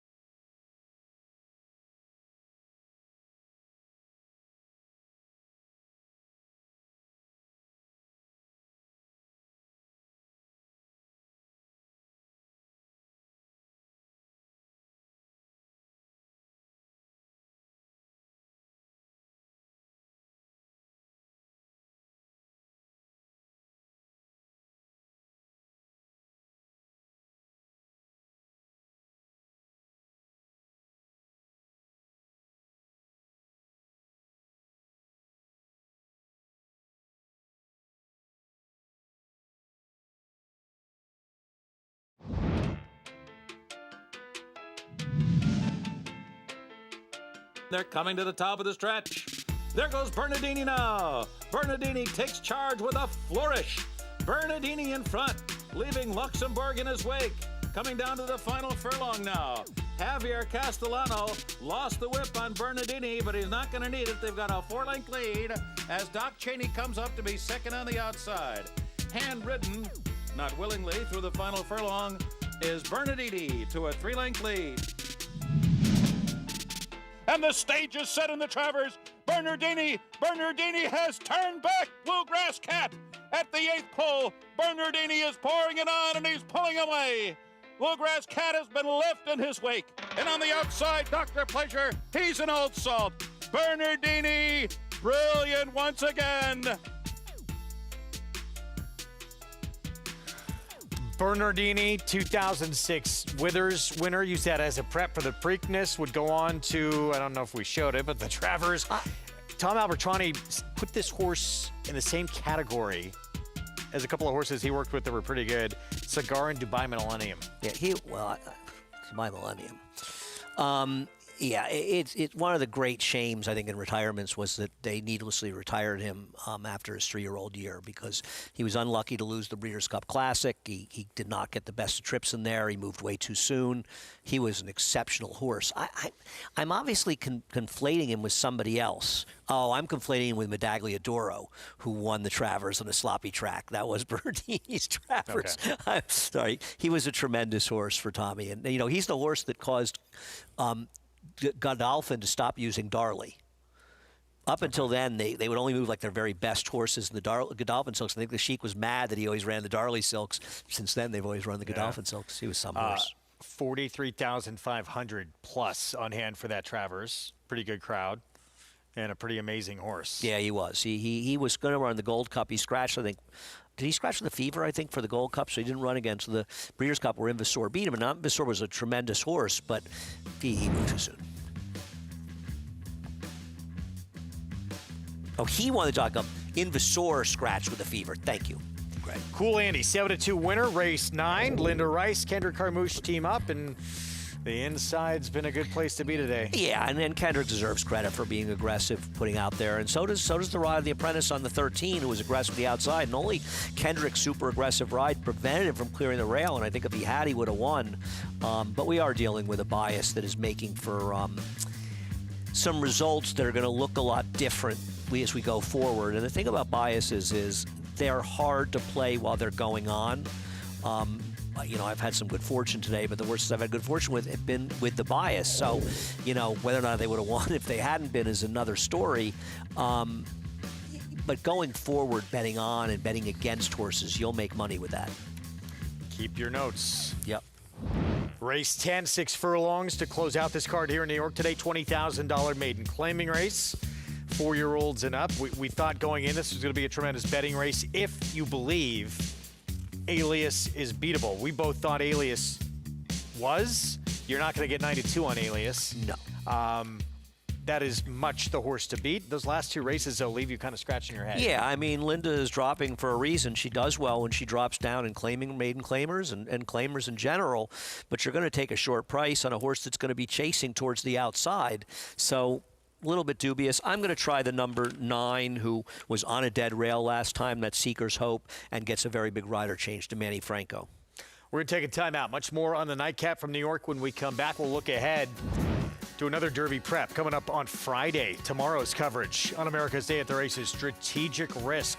The Smarty Jones winner. We'll try and make it 3 in a row for trainer Mark Casse. We'll have a preview of his chances next.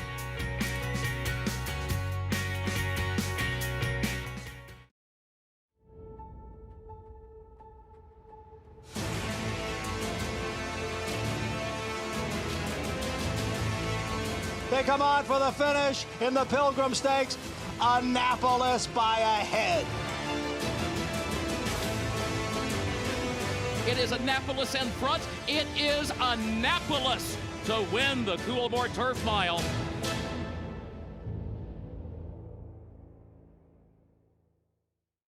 Get ready for a super weekend of stakes races with Naira Bets. Boost your bankroll with coast-to-coast bet and gets. Then win your share of $5,000 with Saturday's hit and split promos Opt in, play, and win this weekend only on Naira Bets. This winter, give the gift of racing with Naira Bets gift cards. Share your passion with friends and family or instantly fund your account. Choose the amount and redeem online. Find gift cards under the promotions tab at NairaBets.com. First again and again and again. First mission, 4 graded stakes. He made finishing first his mission, and all with big buyers. Now he's a Darley Stallion, and breeders are falling in love with him. Here's fabled horseman John Williams. First mission is an eyeful. He's beautifully balanced, and I love the way he uses himself as he moves. Come to see First Mission and tell us your first impression. Consider it your mission. Racetrack Television Network brings you every race, from every track, on every screen, every day. With monthly packages starting as low as $5, RTN gives you great value and access to more live HD streaming and race replays than anyone. Visit RTN.tv today to sign up and watch on almost any device, including Roku and Amazon Fire.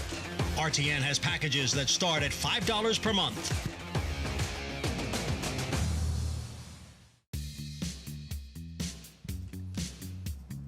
Welcome back. America's Day at the Races here at Oaklawn Park. Something you couldn't do in your previous job, Richie. Dip out in between races and, just grab a snack. I will tell you what, the corned beef sandwich here Man. at Oaklawn Park is Man. outstanding. Sorry about that. I got to pick up my mic. The corned That's beef sandwich That's how distracted he gets. is outstanding here. I had one yesterday, and I forgot how good they are. Opening day of the Classic Meet continues. Still have the feature a little bit later on. Southwest Stakes tomorrow afternoon with 42 Kentucky Derby points available, 20 to the winner, and a $1 million purse. The first step towards the Arkansas Derby, and eventually maybe the Kentucky Derby, was the Smarty Jones New Year's weekend. And strategic risk in a breakout performance, a Florida bred. It was how would he fare against others that weren't Florida breds, right? Well, this is what he did in a race that, yes, the shape of it certainly aided his cause, but he went out there and put forth a terrific effort and hammered his competition. Well, yeah, let's not take anything away from him. He created his own trip, but it was a soft pace, and he was able to, draw away willingly. Javier Castellano, well, he won a Kentucky Derby and a Belmont Stakes a few years ago. Took a little while, but knocked them both down. Yeah, and this horse, obviously, beautiful moving son of a noble bird, really striding out there. I'm going to be honest with you, Lafitte, I like the other Cassie in there a little bit, Silent Tactic, who finished second in the Smarty Jones because he actually closed into a very slow pace.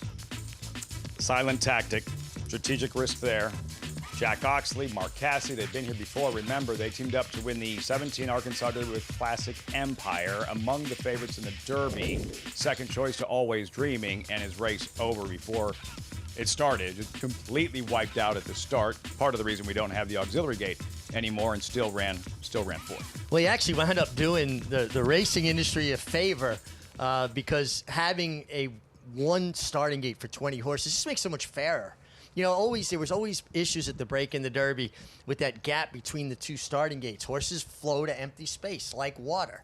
So you get the horse in the first stall in the auxiliary gate ducking left, the horse last in the main gate ducking right, and it would just be ping pong and chaos at the break. Much cleaner starts with a 20-horse gate. Happened back-to-back years with contenders. It was Mendelssohn in the 14. He got wiped out from horses from the auxiliary gate in the following year. Classic Empire. Oxley, Cassie. 1-2 finish in the Smarty Jones. We'll see how things fare and how different the race winds up, especially early on in terms of pace in the Southwest Stakes. That's tomorrow. We have the late pick 4 coming up. Race number 7. The field with Wilburton here, who is gradually improving. Yeah, he is, and his last race was his best yet. He kind of kicked away, cleared, and was run down. Got to work out a trip from the rail. Brosnan, father and son, Eric, Steve, already 2 wins together today. On a roll. Eric Asmussen and his dad, Steve, and Brosnan has speed. And there's his brother, Keith, on Chief Valor. Yeah, Keith coming back off a bad injury, rode his first race back on January 16th. He's ridden 4 winners already, albeit at Sam Houston. Palmer Beach back sprinting for his 3rd start. He's finished with a little bit of interest, sprinting. Going to have to improve, I think. Rudy won't fail. Even effort at Fairgrounds. Yeah, another one just feels like he's going to have to find a bit more in the tank, but his effort at Oaklawn 2 back was good. McFasty, 8-5, looking to become the 6th favorite to win this afternoon. Well, the public is firing fresh, right? They came off the layoff, and they are on top Sharp, of it. Locked in. There's a little crush. This is who I like. I thought he really showed a great deal of improvement in his second start, and he adds blinkers, and I thought that he would improve with blinkers. Mescal, an outsider. Yeah, but does add some speed to the affair, so he'll have a say in how this race will be run. Great Taps, the lone first-time starter. Yeah, first-time starter, not taking much money. We usually let the board try to help us in these situations. And towards the outside, Camino at 16-1. Yeah, just another one's going to have to find a bit more. Did make an incremental improvement in his second start. Paired draws in and make the rider Christian Torres. Yes, you know, David Jacobson, not noted for preparing first-time starters, so this horse could take a big step forward in his second start at a big price. The field for this 7th race, 2 minutes out. $50,000 maiden claimers, 3-year-old sprinting 6 furlong started a late pick 4. We check in with Megan. Well, I find myself feeling like a broken record trying to go against the favorites, and I'll do just that yet again in this race, albeit hasn't necessarily worked this card so far. But the number 4, Palmer Beach, is taking some money down off that 12-1 morning line, and I thought this horse was interesting. I thought this horse would be a bigger price than this horse gets now. The blinkers on and Lasix for the first time, as many in here do. Cuts back in distance and now drops in tag for McBride, who just interestingly enough, first-time blinkers with maidens past 5 years, 2 for 6. 33%, so I thought that was pretty interesting. Started losing ground last time out on December the 27th and just tired around the turn, but I thought, just looking from the pedigree, a little bit turfy, and honestly, I thought this horse could maybe go both ways, which I thought was kind of interesting, but taking some attention. I liked others, but thought he was interesting up there. Now at 5-1, the number 6, McFasty for the Ray Ashford Jr. barn. I thought last time was the time for him to get it done, and he didn't. He tracked. He had a pretty decent trip. Now he gets the ultimate equipment change with the geldings. Hopefully that'll be able to work for him. And the thing about him is he's always been a solid workhorse. He's always been one of those, okay, we've got horse in us. And then he gets into the afternoon and it feels like he just doesn't have enough late. We'll see if he can turn the tables as he remains here at this $50,000 level. Another that has not worked since December the 20th. And coming in off this race with a little bit of a layoff of sorts in terms of his workouts. But I landed on the number 7, Little Crush, as well. With Richie, I like this horse. Gets blinkers, added Lasix, an out-and-out sprinter physically. He's just a powerful, round individual that I think has the propensity to move forward off of that effort last time out with Brosnan and McFasty both coming back here. I think there's speed in front of him for him to kind of sit mid-range and settle off of. He kind of grinded away in a late swarm last time out. He was 4 to 5 wide on the outside, making up ground. And I think that he's, to me, the value of this race up there at 5-1, Lafitte. Yeah, Megan not getting 5-1 on McFasty at 6-5, and this is what she was talking about. And you look at her last race, yeah, facing similar, and he was favored, and he seemingly has every opportunity to seal the deal and just comes up small when it matters most. Yeah, but there are several changes, right? First-time gelding, first-time Lasix. I think what is problematic is what Megan pointed out, that he hasn't even had a work since that race, and we're talking about, nearly 6 weeks. And that doesn't mean he didn't train at different times, but it would make me take pause. I'm about Little Crush, but listen, the public's been all over him. Man. So, I mean, it's a little hard to buck that trend. 6 races, 5 favorites have won. The one that didn't was the second choice in the first race. Yeah, and it separated by about 20 cents on the dollar. So, basically he was co-favorite. McFasty, the favorite in this one, 6-5, race 7, late pick 4 from Oaklawn, live on FS2. Here's Matt Dinneman. Don't fail.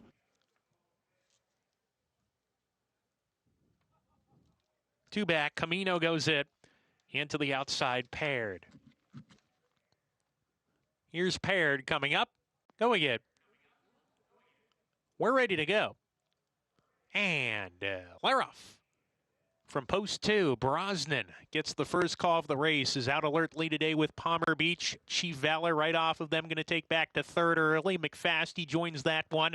Little Crush on the outside, 5 off the pace. Length back to Wilburton. Sets up shop in midfield. Rudy won't fail to the outside of him. A gap of 2 to Camino. Miskelder side by side. Great taps. The first time starter is second to last, and Paired can see them all as they go into the far turn. They've sorted themselves out on the lead. Brosnan has a length and a half edge. Palmer Beach shaken up already from the second spot. McFasty has not been asked for his best quite yet. He's third, getting outside of Palmer Beach, who's under a hard ride now to keep pace with the front runner Brosnan approaching the top of the stretch. Gap of 2. Camino's getting into things now, taking fourth on the grandstand side. They're off the turn. Brosnan is the leader. Brosnan kicking on, confidently ridden by Eric Asmussen here. Leads a length and a half. McFasty and an all-out drive second. Camino starts to flatten out just a little bit. He's still trying in third. 16 to go. Here comes McFasty leveling off. Grabs the lead away from Brosnan, who's left back in second. McFasty drawing clear to win. Camino in a photo for second. It got pretty tight there. We'll give it to Camino. Then Brosnan. And fourth was Little Crush. This time able to deliver the knockout punch. McFasty graduates in his 7th career start, make it 6 favorites in 7 races at Oaklawn. The public's all over it. They must have had a lot of time to hone their handicapping Yeah, skills they with the did. days off. But McFasty's had an absolutely perfect trip under Rafael Bejarano. He never looked like he was going to lose. He was always traveling, cruising up in behind horses, tipped out, and gets it done for Ray Ashford. First time off the claim. Ray Ashford's got a interesting horse in tomorrow in Decode. Decode. Sensational debut. What'll he do against better running farther? We'll find out in the Southwest Stakes. Brosnan was doing everything he could. Eric and Steve Asmussen trying for their 3rd win together this afternoon. But yeah, in the end, McFasty and Rafael Bejarano had other ideas. A second win for Bejarano. Chalk, and more chalk. McFasty in the 7th here in Hot Springs.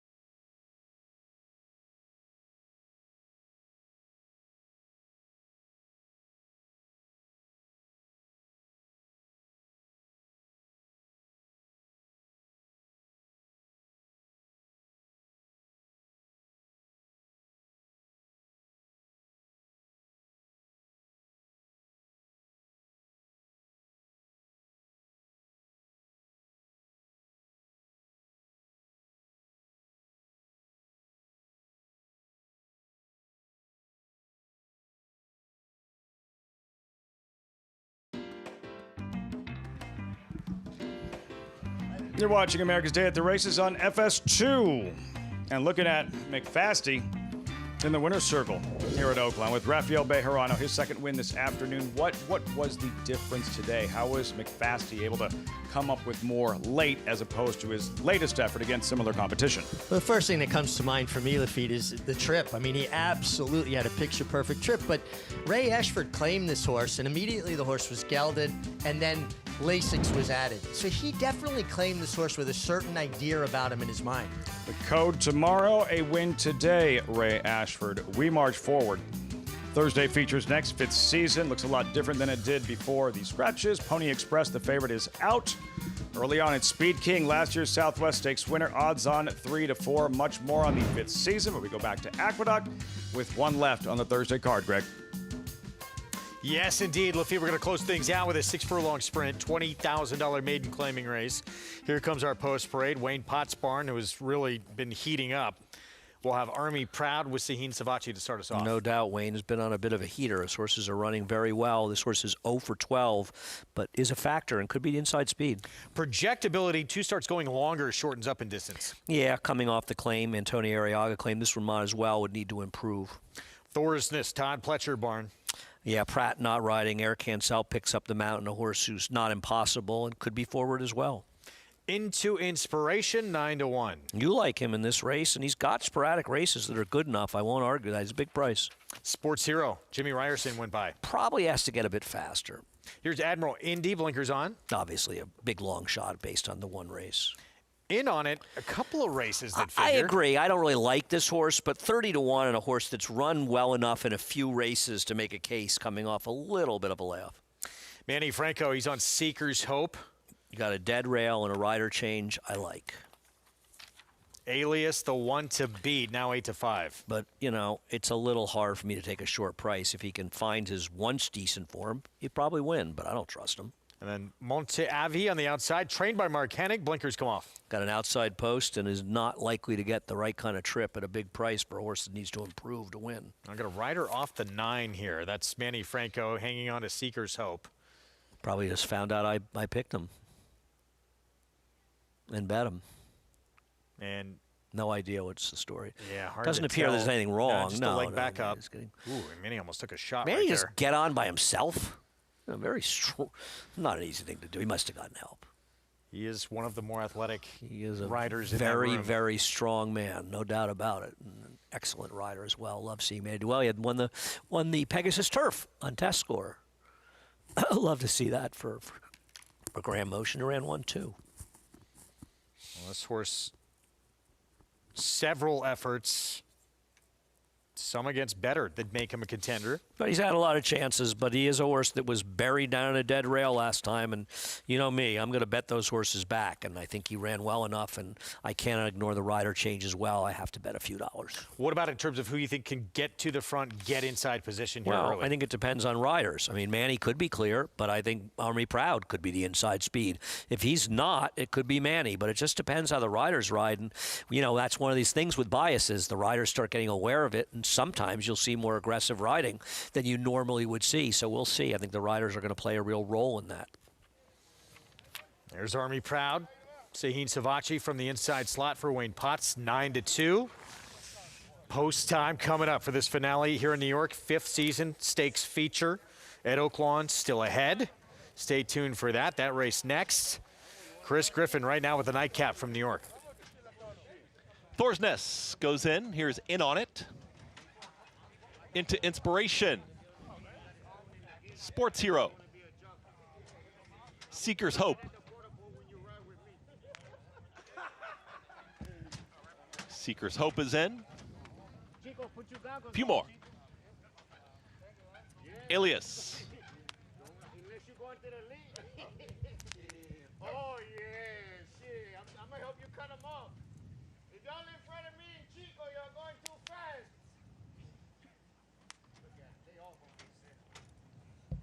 Monte Avi. Goes in. All set. 10th and final.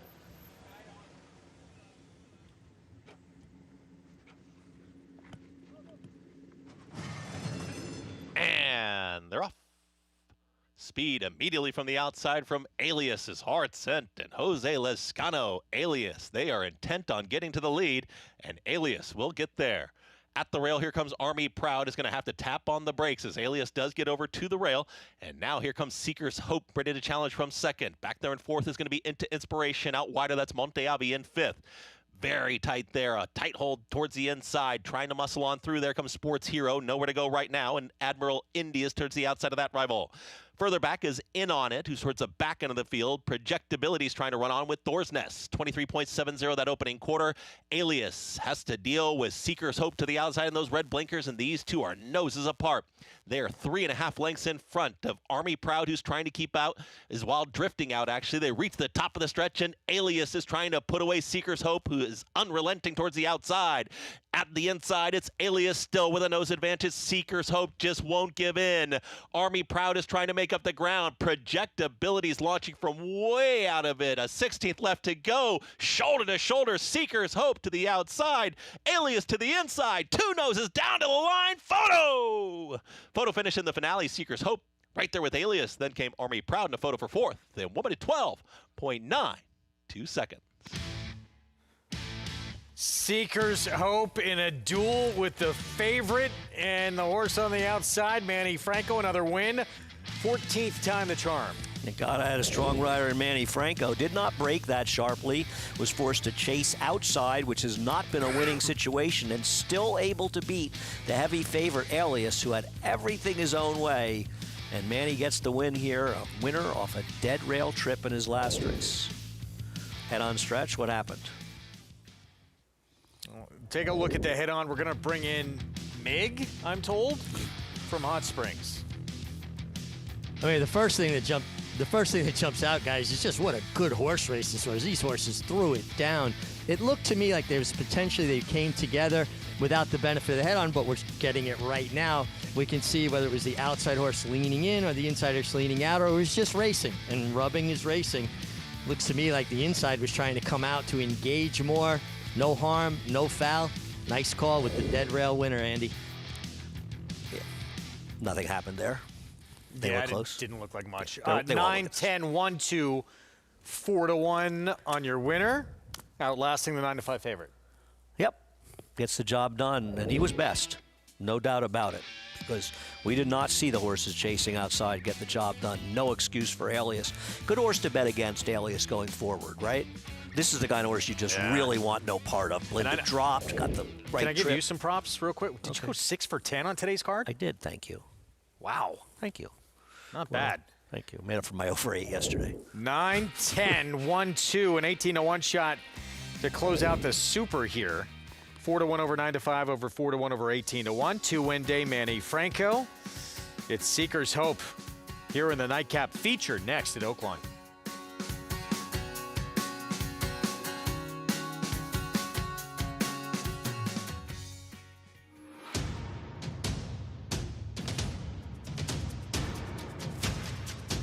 Drain the Clock will win and win by as much as he wants. Drain the Clock will bound home the winner. Drain the Clock, Jockey's Warrior, drain the clock by a head. $270,000 in the back. $250,000. You bet with Naira Bets. Bet any track, anywhere, anytime.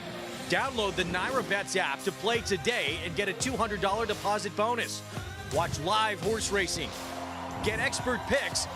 Boost your bankroll with weekly promotions and hone your handicapping skills with exclusive tips and tutorials. Download the Naira Bets app now. Sign up now to claim your $200 deposit match bonus. You bet with Naira Bets. This weekend on America's Day at the Races, action begins Friday with 2 Kentucky Derby preps. Both Aqueduct's Withers and Lafitte Pinkai, Megan Burgess, and Richard Migliori on site for Oaklawn Park Southwest. Then Saturday, join Acacia Clement from Tampa Bay Downs for the Sam F. Davis, another exciting Derby prep. And Eclipse Award champion 3-year-old filly Nitrogen scheduled to start in Oakland's Bayakoa. A huge weekend of racing begins Friday, 3 Eastern on FS2. Witness history. Sandman is getting a little bit closer with Hypnos. Greatness. Here comes Cole Battle and Juan Vargas rolling towards the lead. And legends in the making. Cole Battle, the story continues. Cole Battle does it. Sunday, March 1st at the 2026 Rebel Stakes. Watch champions rise on the road to the Kentucky Derby and compete for a $1 million purse. It's all happening just a short drive away at Oaklawn Hot Springs. Plan your stay today and come join the fun. Great to have you with us on this Thursday afternoon. Live coverage continuing from Oaklawn Park in Hot Springs, Arkansas, and a live look in the paddock. Horses have arrived for the featured 5th season stakes, and last year's Southwest Stakes winner, Speed King. Odds on, Richie, at 3-5. Yeah, and listen, he's got credentials, and he's lone speed here as well. And one thing I want people to pay attention to, Speed King, ridden by Luis Saez. This horse went gate to wire sprinting last time. Luis Saez allows horses to use their stride. You'll never see Luis get into a big fight with a horse. Some jockeys put horses on the lead, and then they try to grab them and go as slow as possible. That's not the way to ride horses with natural speed. You don't have to send them, but allow them to use their stride. He used that speed to the tune of a 14-1 upset in last year's Southwest. Speed King on your television screen. Megan, you're actually seeing him in the flesh, up close and personal. What are you noticing? He looks great, guys. He's athletic, he's fit, he's always been a good mover. I've been a fan of this horse for a good while now, and he's kind of been one of those where I find most folks are, well, why don't they keep him sprinting? Isn't he better sprinting? He's got that speed. He doesn't, to me, look like a horse that's an out-and-out sprinter. Obviously, he's not a big, huge type, but I think that he'll be just fine at this mile distance here in this race. I don't find him to be one that has to be going short, and he looks great. Ron Moquette earlier remarked about him when he came back off of that less than perfect trip that he's just been giving him patience. He's trying to figure him out. He is best when he gets that type of on the lead trip, and that is exactly what it looks like he'll get. I will say a horse like the number 5 Woodcourt might challenge him up there on the front end. We'll see if that materializes. I find he'll maybe be sitting just off of him, but I think he makes a lot of sense on a day that we've seen a lot of chalk. But yet again, I'm interested in a horse that's not the favorite in the number 8 Will Take It, who looks tremendous. This horse has just come alive in the Dallas Stewart barn. He's well muscled, he's dappled out, he's just doing very well here in the paddock. Sharp, but definitely mind on business, a kind of a rounder, just really powerful sprinter who I admire, has some very strong form going back to the summer. And Lafitte, I think he'll be right there competitive, coming from behind of Speed King here in this race. Keep punching, Megan. A favorite will be defeated eventually here at Oaklawn Park, but not in the last 6 races. Will that trend continue? We'll find out in the Thursday feature. The 5th season coming up next. Riders up, post-parade, all eyes on Speed King.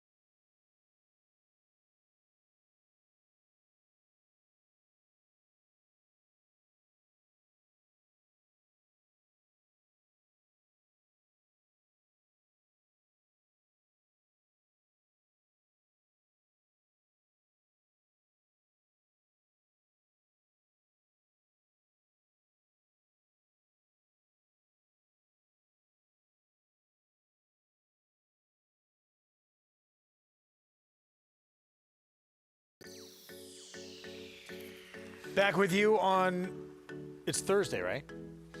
I know, it's so Our Thursday coverage. so America's hard. Day at the Races on Fox Sports 2. Brought to you in part by Gainesway. Power, passion, performance. Seekers hope 2-win day Manny Franco, but 6-win day Andy Serling.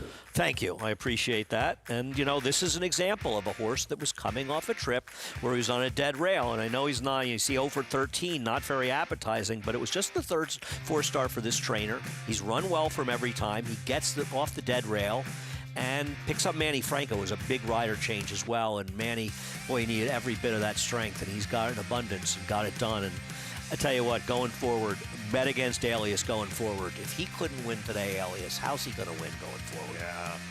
I mean, form is just You really feel bad for dropped Linda. off. You know, she only had, what, 1 or 2 winners today, 2 winners, and, you know, sort of below par for her. We do. We feel for her. Record-setting year last year. Most wins ever on the NYRA circuit in a single season. $10.46 for the victory. And the pick 5 over $1,560 as we close things out here in New York. Pick 6 just over $2,400. And an excellent day of racing tomorrow. 11 race card. We've got 5 stakes on the card, and we have a special guest as well on Talking Horses. So it's going to be a very special day. Feature race, Oaklawn, the 5th season. Speed King odds on. Let's send it out to Lafitte and Mig. And what a Friday we have to look forward to here from the racing in New York here at Oaklawn Park and multiple Kentucky Derby prep races. Can't wait. Yeah, and a returning champion. On Saturday with Nitrogen. Really, just a wonderful weekend of racing, particularly here at Oaklawn Park. See everybody at home watching on television right now, expecting a much bigger crowd tomorrow afternoon. And for the 4 stakes races, we'll see the Southwest Stakes, Kentucky Derby prep moving towards the Arkansas Derby, and yeah, maybe, just maybe, the Derby on the first Saturday in May. This 5th season, at a mile, run to that short wire. Circle back to that in a moment. $150,000 purse and a Speed King odds on at 3 to 5. We'll start with number 3. Thought That Counts. Christian Torres aboard, currently 7-2, third in the Commodore New Year's weekend. Closing well, sprinting recently, 3 starts back, a 1-turn mile at Churchill. He made a bold middle move and continued, but this is a 2-turn mile, a bit different. Number 5, Woodcourt, third start this winter at Oaklawn Park, 13-1. You know, people say, well, this horse has some speed, and yes, he does, but his is more route speed, where Speed King actually has sprinter speed. So I don't think he'll be fast enough to keep company with him. Owned by State and Flurry. Saw those silks in the winner's circle earlier today. American Law, 11-1 upset winner here opening weekend. Yeah, he is 3 for 7 at Oaklawn, so he has shown an affinity for the surface. Contention to the outside. There's Will Take It and Ricardo Santana. Well, how many times have we seen Dallas Stewart have a horse prepped to run a big race in stakes? And I love the fact that he has Wayne Lucas's old barn here at Oaklawn Park. Right on cue. We'll hear from Dallas in a moment, but there's a Speed King 3 to 5. Louis Saez looking for a third on the day. Well, the public's been right all day, and I don't see them being wrong here. He's 3 to 5 for a reason. He's classy. He's faced very good horses, and he is main and controlling speed. Speed King trained by Ron Moquette. Will Take It trained by Dallas Stewart. Standing by live with Megan. Well, the number 8 Will Take It. Dallas looks primed for yet another strong race. I mean, he was so impressive over the summer down in his efforts earlier on last year, and he looks fantastic.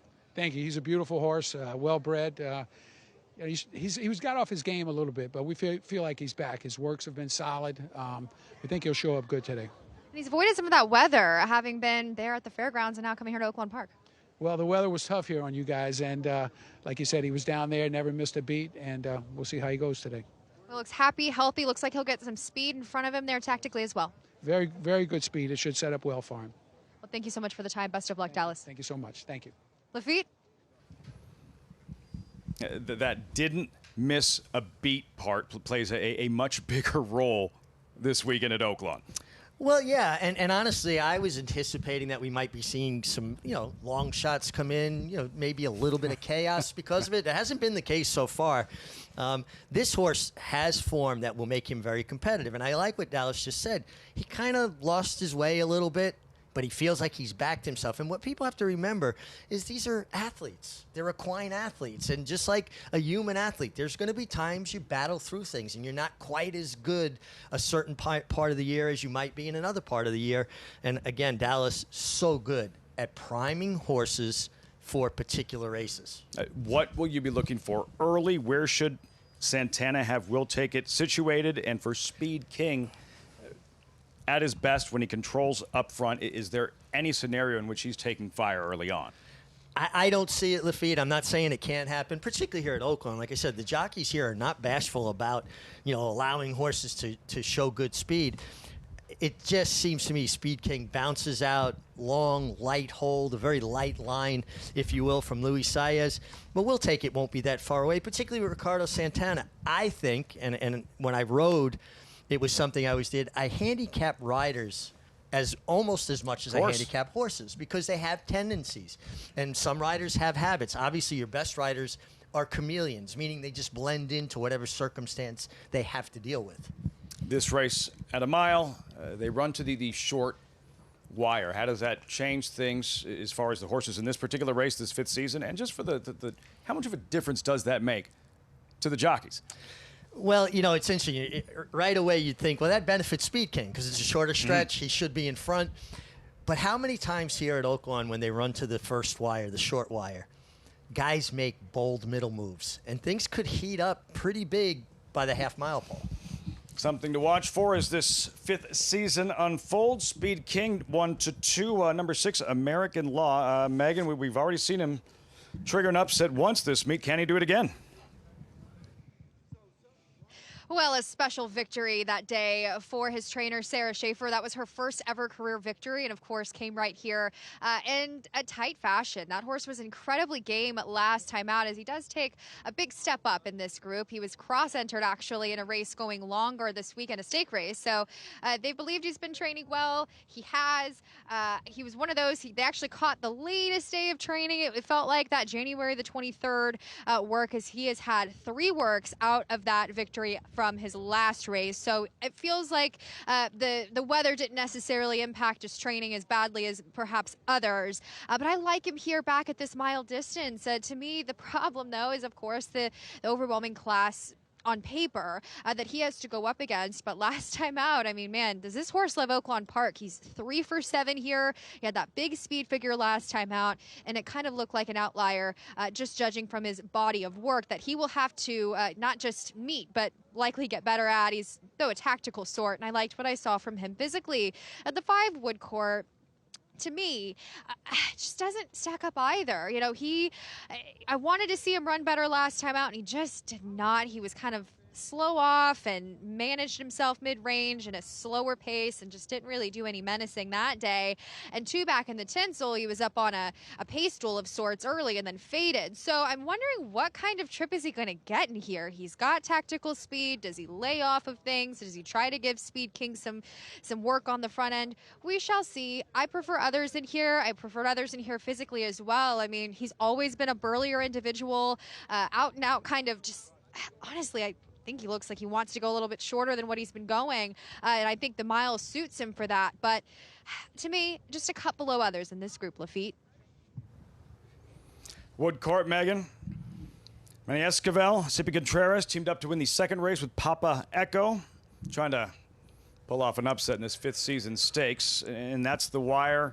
That's where this race will end, the shorter wire mile races here at Oaklawn Park. For the uninitiated, Richie, why is there a second finish line here at Oaklawn? Well, because if they started a mile race at the finish line, there would be very little run to the first turn, and horses don't have a chance to separate.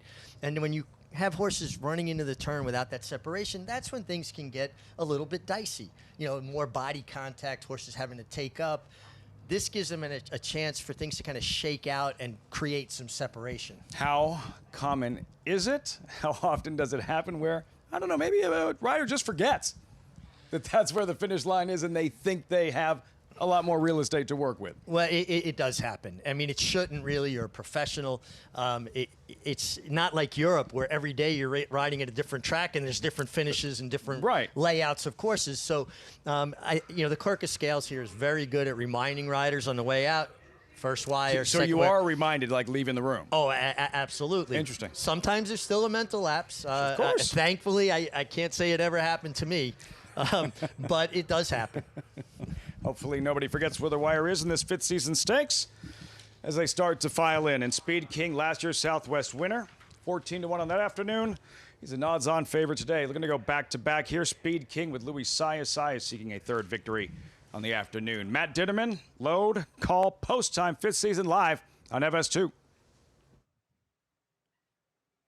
Waiting for Speed King. He's currently 3-5 on the board.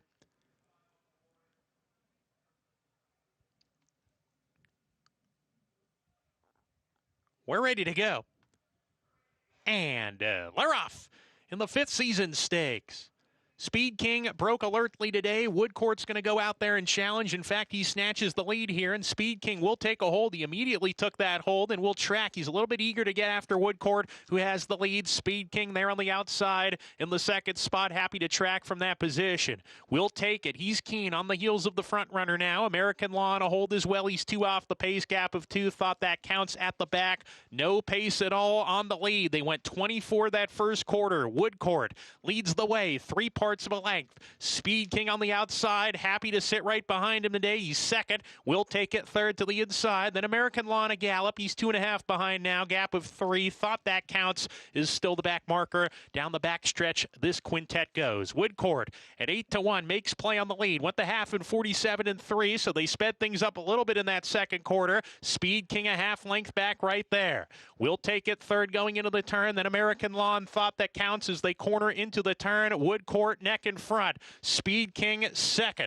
A length and a half to Will taken in 3rd on the inside. Then American Law and Thought that counts. Woodcourt trying to steal it. Speed King. Reins gets shaken at him to get going here. Woodcourt the leader of next. Speed King right there on the outside, and these two square off at the top of the lane. Woodcourt's got the edge. Speed King. Here he comes on the outside, leveling off now. Will take it, trying to come up the fence. It's a battle with a furlong to go. Woodcourt, Speed King just brushed with Woodcourt as he starts to give way. Will take it right up the rail, and American Law's trying to spring the upset driving finish. Will take it, takes the 5th season.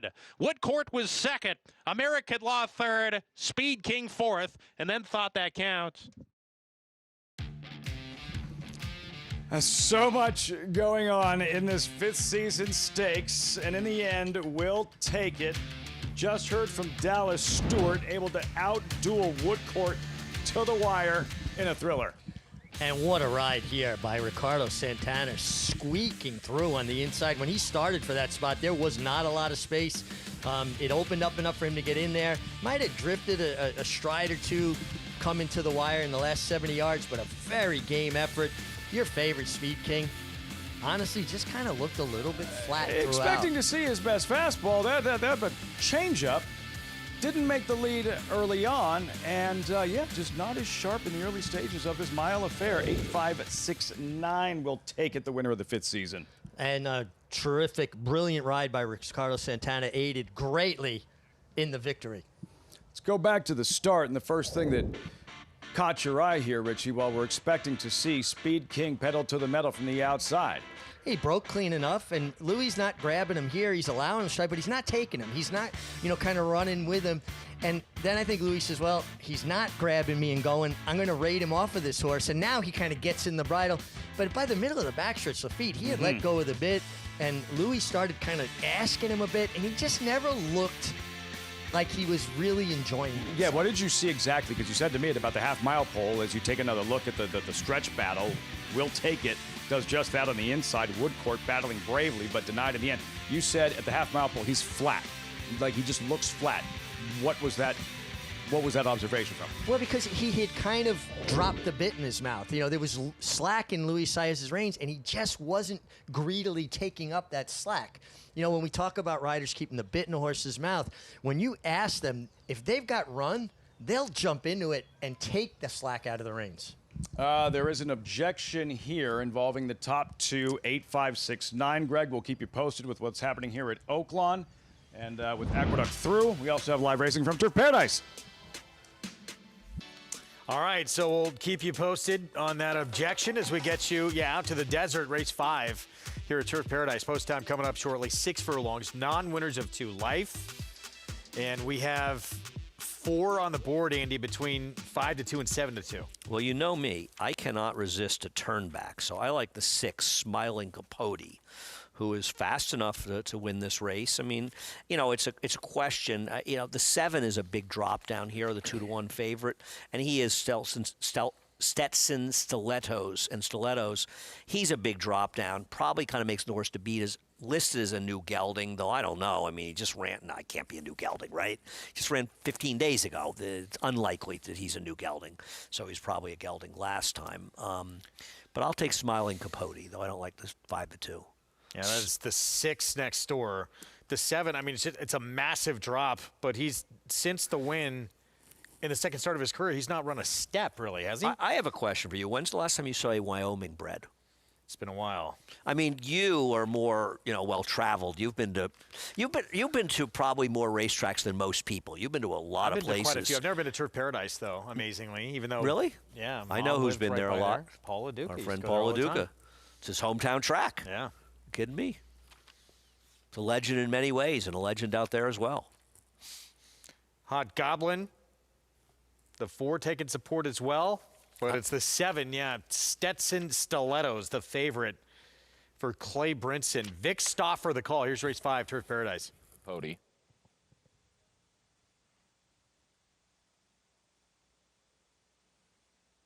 He's good. Had a Gassel up next. Then Stetsons and Stilettos.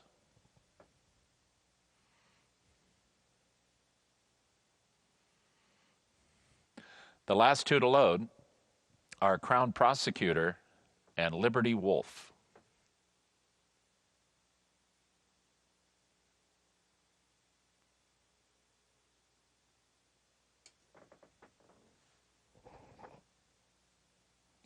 They're at the post. They're off. Rusty Gadget from the inside gate shows speed. Stetsons and Stilettos is close up. Hadda Gaskell's in that mix as well. Those are the 3 quickest. Hot Goblin and Crown Prosecutor are next, then Smiling Capote, and the trailer is Liberty Wolf. Up the backstretch with Hadda Gaskell and Rusty Gadget, and they match strides and they sprint away. Hadda Gaskell outside, Rusty Gadget at the rail. It's 2.5 lengths now back to Hot Goblin between horses. Then comes Stetsons and Stilettos. And from the back of the pack, Smiling Capote. Liberty Wolf is the trailer. And Hadda Gaskell and Rusty Gadget continue to go at it. Rusty Gadget inside, Hadda Gaskell outside. They are matching strides at the quarter-mile marker. 2 lengths to Hot Goblin. Crown Prosecutor still could do it. He's 3 from the front, top of the stretch, and this battle continues. They have been together since they sprung the latch. Rusty Gadget inside, Hadda Gaskell outside, and now Rusty Gadget has won the battle, but can he win the war? Because here's Hot Goblin right alongside, and now Hot Goblin takes it over. Rusty Gadget, Stetsons and Stilettos late. Hot Goblin in front. Hot Goblin won 2 1/4. Rusty Gadget second. Very close for third. Maybe Stetsons and Stilettos over Crown Prosecutor. Hot Goblin had been trying to break through at this level for quite a while. Finally, today, the day, not 2 for 21. Yeah, he got it done. I got to tell you, I wouldn't have had him. My pick ran last, Smiling Capote. People wondering, there was no disqualification. Yeah, in the 5th season, it's Hot Goblin here at Turf Paradise. Let's go back to Hot Springs, where the stewards have decided no change in the end. The 5th season stakes will take it. What were they looking at, Richie?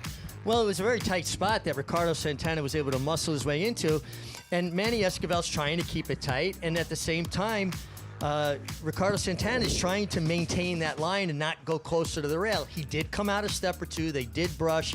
I think the stewards made absolutely 100% the right call. Sometimes brushing, rubbing is racing. Rubbing's racing. Think back to what Dallas told Megan. Hasn't missed a beat. Now we hear what the winning jockey tells Megan. Standing by with Ricardo Santana.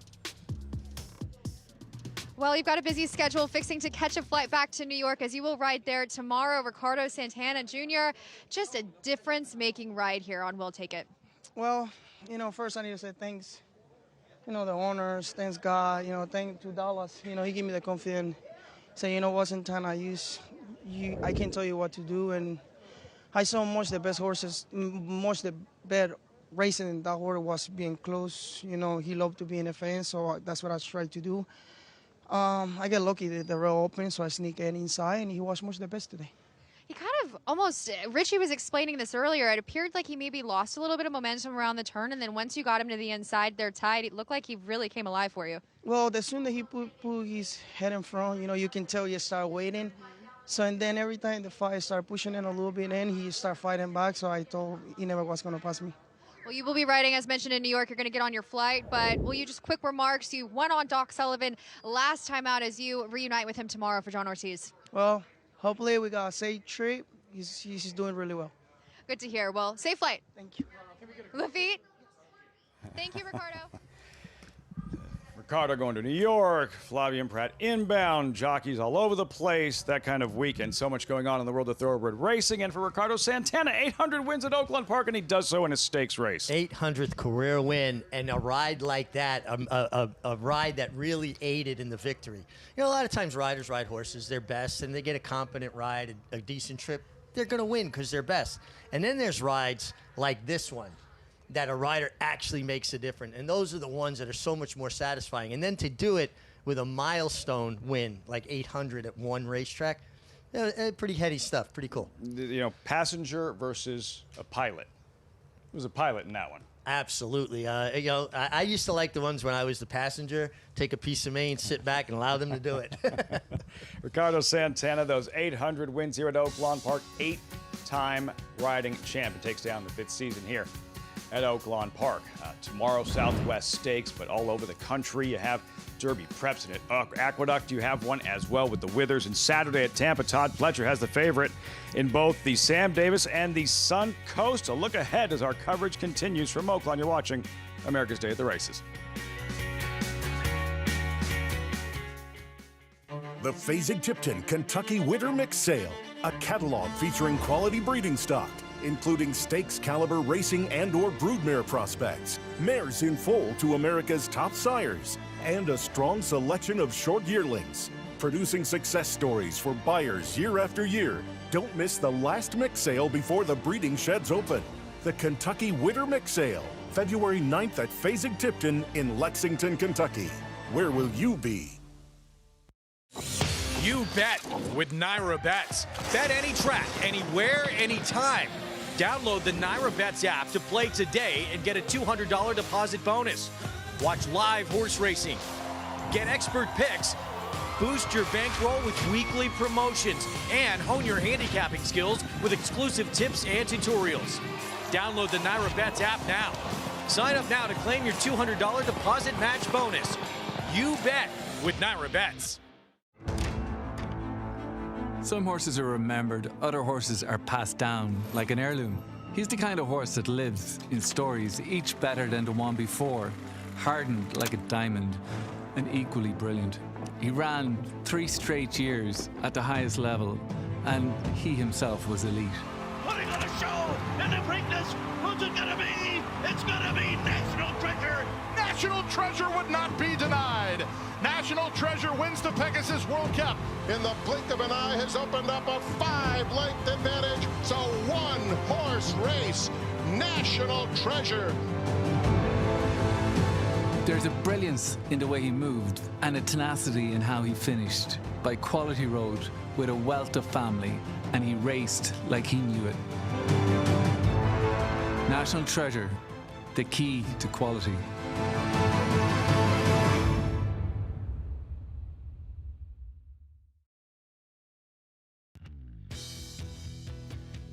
Back on America's Day of the Races here on our Thursday coverage on FS2. And we will have coverage coming up this weekend with the Road to the Oaks and Derby. Suncoast, Sam F. Davis from Tampa Bay Downs. Suncoast 2:11 Eastern, Sam F. Davis 5:30 Eastern. And Renegade for Todd Pletcher. We'll have Arad Ortiz Jr. aboard, coming off a second last time out. And you know, it's probably about as open, Greg, as for the Derby as I can remember, right? I mean, it's very hard. I think nearly last week made himself the current favorite. Renegade's obviously been very good. Yeah, he's a maiden, but he did finish first in a race and got disqualified. So, in a way, I don't count him like these maidens they keep trying. And finishing ahead of the horse who just beat him. Right. And I thought he ran very well here. I don't blame Irad, but I think in making the first move like Irad did, and Flavien was able to sort of save ground with Paladin and make the last move, I think it really helped Paladin. I think Renegade ran very, very well in this race. We'll find out. We need to find out how good the Remsen was, right?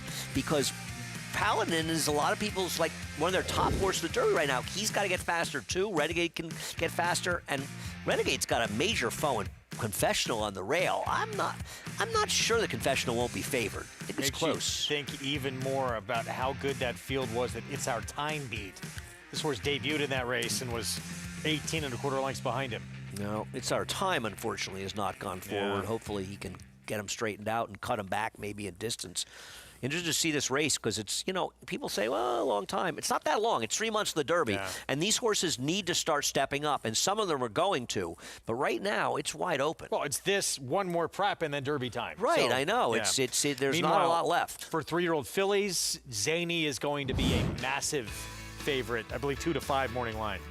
And she's very likely to win. I mean, Life of Joy is okay. I did not like Life of Joy's race, frankly, at Churchill, and she is clearly the other horse. I will say that, especially going longer, Zany was the most impressive 2-year-old filly I saw last year. I thought her Demoiselle, she ran well to break her maiden first time out. I love the fact that she was able to rate, and there is some other speed in here, so she may want to rate and not get involved. This was a very, very impressive win for her. I noticed she's one of 6 fillies nominated Triple Crown. Knowing Mike Rapoli, if things go well and she should win the Kentucky Oaks, run well in it, there's a reasonable chance you'll see her in the Belmont Stakes, like a Nest. She's good. You never know. They've got to improve. They've got to, get on with 3-year-olds. But, boy, this Demoiselle, this was a very good effort. 2 wins by 15 lengths combined. Here's Todd Pletcher on how she's training leading up to the Suncoast. She's trained like she could be kind of special, to go from a 6.5 furlong maiden to a 1 1/8 graded race like the Demoiselle and win as impressively she did. It's hard, not too many of them can do that, and she's continued to train really well. So felt like this was a good starting point to get going and hopefully set her up for trying the Ashland. She's a big girl, and she's very, very mature, has a great disposition. She's really been a pleasure to train. Yeah, that's, as he brought up in hearing from Todd Pletcher, going from 6.5 furlongs to a 1 1/8 stakes company. That is a big jump, and she handled it without a problem. And, there are wins and there are wins. I think if she had gotten sort of loose on a slow-paced lead, you would have said, well, she got an easy trip and blah, blah, blah. That's not the way it played out. I'm not saying she had a bad trip, but she didn't get loose. She stretched out while being forced to rate. I got to tell you, I was very impressed by her. It's a long way to go, but to not consider her one of the top 3-year-old fillies at this point, I think would be ridiculous. Yeah, look forward to that coverage on Saturday. Meanwhile, more on Friday on the road to the Oaks. Martha Washington from Oaklawn, Mark Cassey. He'll have a couple of chances, including Counting Stars, who may be the one to beat, looking for a 3rd win in a row, 3rd stakes win in a row. We'll have Francisco Arrieta aboard.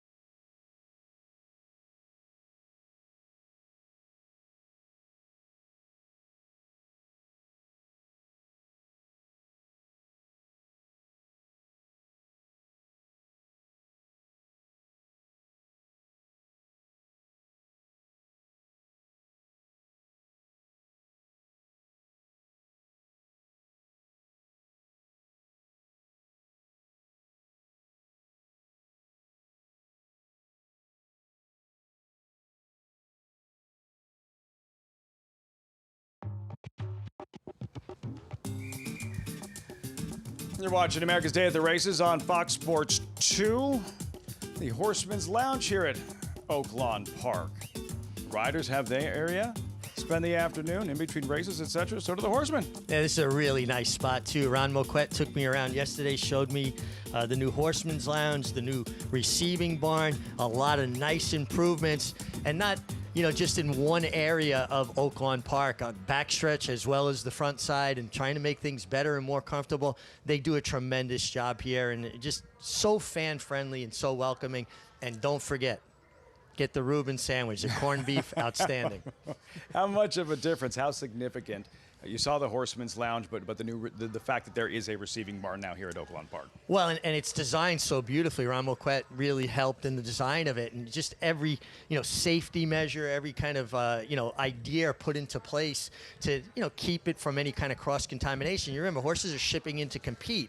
You don't want them to go in a stall that another horse had occupied that maybe, you know, was a little bit sick or something, and can pass that on. So everything is disinfected, washed down. Even the placement of the ladders up to the hay loft where they will throw the hay down are inset into the wall so that they're not out. If a horse would rear up, they can't get their leg over a rung. And horses will find ways to put themselves in precarious positions. Continuing to add, improve, and expand here at Oaklawn Park. Of course, the racing has always been terrific, and that continues. Tomorrow, the 4 stakes races, among them the Southwest Stakes for the 3-year-old boys, and then the Martha Washington for the 3-year-old fillies.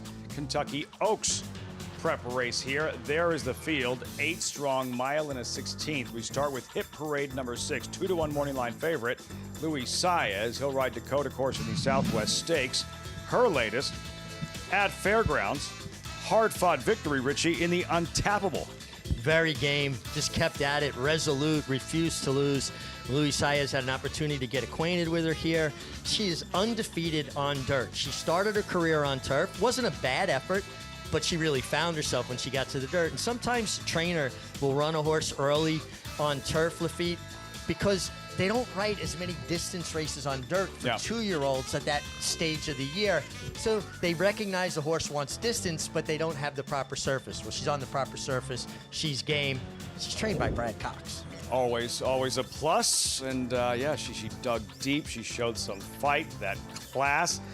I don't know how much of a mess with her in a stretch duel like that, whereas Counting Stars, she's been obliterating her competition, revisiting her latest in the year's end. Counting Stars bringing her best. She had kind of a flat effort a couple of starts back, but her last 2, she has looked really, really good. Well, broke her maiden impressively, and then there was that flat effort. Now, you know, they're flesh and blood, and a horse doesn't have the ability to tell a trainer, you know, I just didn't sleep good last night. I don't feel that well. I woke up on the wrong side of the stall. Her next 2 starts, very impressive. Last start was another step forward. And Mark Casse, oh, he's only winning about 48% at the meet. Incredible first part of the meet here at Oaklawn Park. Mark Casse, and a lot's going on with him as well, with some of the stars of his stable running here at Oaklawn this weekend as we check in with Megan. Well, it's been a real pleasure to be able to see these horses train in and out every morning here at Oaklawn Park. And a filly that's caught my eye running in the Martha Washington, along with her stablemate, is Search Party for her trainer, Mark Casse, who is a daughter of Gunrunner and one that has really been one of those types that has gotten better as time has gone on. And with those Gunrunners, that sometimes can happen. And she was very impressive last time out. Counting Stars, her stablemate's going to take some beating with how she's been training as well. But her last work was just ultra impressive to me. Was my favorite work of all 4 of the Casse Southwest Martha Washington workers that day. So keep your eye out for tomorrow's Martha Washington. Megan, thanks so much. Martha Washington tomorrow for the 3-year-old fillies Southwest 4 total stakes races. We'll have it all for you right here on America's Day at the Races. This will be the last race we cover for the Thursday program. 10 races, but you'll just the last one we'll have is the 9th race. Starter allowing sprint older horses. Odds-on favorite towards the outside now, 3-5 on Raymond. See how he looks in the post parade. We start with a Lucky Shot, currently 17-1. 7-year-old debut. Yeah, I mean, I think this horse is too big a price. I'm not picking him to win, but I think he's too big a price. He's got to have to work out a trip for as well. Then a 46-1 outsider and Barry Mischievous. The last 2 races leave a lot to be desired. Seems like his form's going in the wrong direction. He's on his toes there, but spinning his wheels in his last pair. Then tail lights number 4. First after the claim, Jade Cunningham. Claim for 5,000. This is tougher for sure. Air of Defiance, first after the claim, Jade Cunningham. This horse is not without a chance here. I mean, he's dropping basically in company. This is for horses, that have run for a claiming tag of less than 12.5 at some point. He's dropping out of a 20 claimer. Without objection, won at Thistledown in October. Hasn't raced since. Yeah, coming off an extended layoff, but he's been training pretty steadily when he's had the opportunity to train here. Top Gun Tommy, first after the claim, Chris Hartman. Then number 9, Rabbit Hound. Rabbit Hound showed good speed on the stretch out. Doesn't have quite the same speed, but has some decent numbers. Several first after the claim. And here's another in JJ's Joker. Yeah, and he ran well for 10 last time. Christian Torres always perennially one of the leading riders here. Raymond, 11-time winner, 7 at Oaklawn, odds-on favorite. Well, everybody loves Raymond. He's 7 for 13. Well done. At Oaklawn, and he's just a hard-knocking, consistent sort. He's never run a bad race. CPG to the outside, his first start this year. Trained by Dan Ward, a former assistant to Hall of Famer Jerry Hollendorfer. And he's a horse that needs to find the form he had back, when he won here in the mud last year and ran okay in May. Hasn't quite gotten there yet. Maybe that race off the bench will help him get there. Runners in the 9th, 5 minutes out as we go right back to Megan and Air of Defiance here with Francisco Arrieta at 6-1, your top selection, Megan. Yeah, I took a shot against Raymond, even though I love the Richie. I honestly wanted to put money on if Richie was going to say everybody loves Raymond, and I love that he just did. The number 5, though, Air of Defiance. I liked what I saw from this horse coming off of a bit of a layoff there at 7 furlongs, gets the cut back to 6. Thought some of his races made sense in here, and he looks great. Jade Cunningham was under the tutelage of the likes of Wayne Lucas, Dallas Stewart, who we just saw won a race, and she actually won with an extended layoff horse last meet, and she attributed her education for getting horses fit off of the bench from her mentors, and she does know what she's doing as that young trainer on the rise. But I like this horse. Last time out, Pike Place came out of that group to win in his next start, kind of dueled and was just outfinished late as the favorite that day. I like the cutback form, and I thought he made sense as a tactical sort. The number 6, Without Objection, is more of a speedster. This horse likes him some Oaklawn Park as well. 3 wins from 10 starts and 5 others in the money. He likes it here. He's just been against kind of inferior lately. I think this is obviously going to be a step up, but he's just such a consistent sort. And if you go back to his form lines last meet, he's just rock solid. I think he will be so yet again. And I think as far as getting him off of the little bit of the layoff, or I should say a healthy layoff from October, he looked the part as well. But everybody does love Raymond. The tote board reflects that. He's a handy, versatile sort. But he's also, to me, seems almost a little bit vulnerable in this race, even though all of the chalk that I have mentioned that's been vulnerable today has not. But he loves it here. He always shows up at Oaklawn, and he has to contend with that outside draw with some of that speed to his, to his inside, Lafitte. Favorites have been dominant this afternoon. We did have the upset in the 5th season with Will Take It. We'll see what happens in this 9th race. And Raymond, who is even money, 2-1, make it 5-2 in his latest day after Christmas right here, facing Starter Allowance Company, and Megan referencing that he's versatile, that he's handy. We saw a little bit of that in this effort, stalking the leaders here, pounces, and eventually draws off. Doesn't he project to get this similar trip to Lafitte from the outside? He's a horse that tactability, that versatility makes him so dangerous. If they go too quick, he can be a little further back. If they don't go really fast, he's up on top of them. Ultra consistent. I like my horses the way I like my people. Honest and hardworking. Raymond rigs his lunch pail and goes to work. One of those, he's just a warrior. 39th lifetime start in the 11 wins and having done his best work right here in Hot Springs. Yeah, and you love when you see a horse have an affinity for a racetrack the way he does. Now, I was trying to beat the chalk all day. Yep.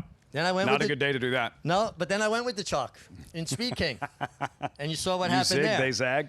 So for people out there, I'm going with the chalk again. So you might want to look elsewhere. Okay, so if you are looking elsewhere, right, if it's not Raymond's day, if for whatever reason most of the handicappers zeroing in on him don't love Raymond at the end of the day and after this 9th race, who might it be? Who might be a logical pivot. I'm a little bit interested in the 8, Top Gun Tommy. He's got races certainly good enough. He has speed, so he's going to projects to get the trip he needs. He was claimed by Chris Hartman. First after the claim, Chris Hartman. Yeah, he does a great job. I think if there's going to be an upset, that's who I would look to. Currently 6-1 as we get closer to post time. 9th race tomorrow, Southwest. Something we were discussing off camera, the fact that you have the 13 runners in tomorrow's Southwest Stakes and how for the 3-year-olds in these stepping stones towards the Kentucky Derby, how that makes for a better prep race, just in terms of education, something that mirrors the Kentucky Derby. Well, it's a dress rehearsal in a way, and you have to remember these are prep races, although they're very important races in their own right. And Oaklawn Park has 3 races, preps for the Kentucky Derby, worth $1 million or more. No other racetrack in North America has anything close to that, right? But also bigger fields. Learn to negotiate traffic. Learn to take some body contact. Kickback, dirt thrown in your face. It's a good dress rehearsal for the Derby because you're talking 20 horses. Now add in the crowd. Going to have a bigger crowd on a big race day. 60,000 here for Arkansas Derby. Right. So it's going to give you an indication of how they're going to handle all that hoopla, all that atmosphere that goes on. Some horses don't handle it. They fall apart. Think about people. Some people work great anonymously, don't work as well with the eyes of the world or the pressure on them. It's the same with horses. What's that feel like underneath you when a horse is reacting negatively to that kind of energy?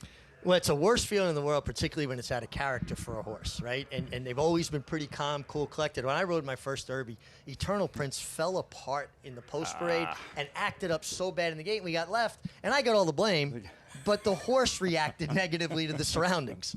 Nobody liked Richie. Not that day. Everybody blamed Richie. And I got fired by George Steinbrenner. I was keeping good company. Well, yeah. You ain't the only one, my friend. Raymond. Odds on 4-5. Matt Dinnerman with a call. 9th race from Oaklawn Park. Here's Without Objection going in. 2 back, Raymond. Hand to the outside, CPG.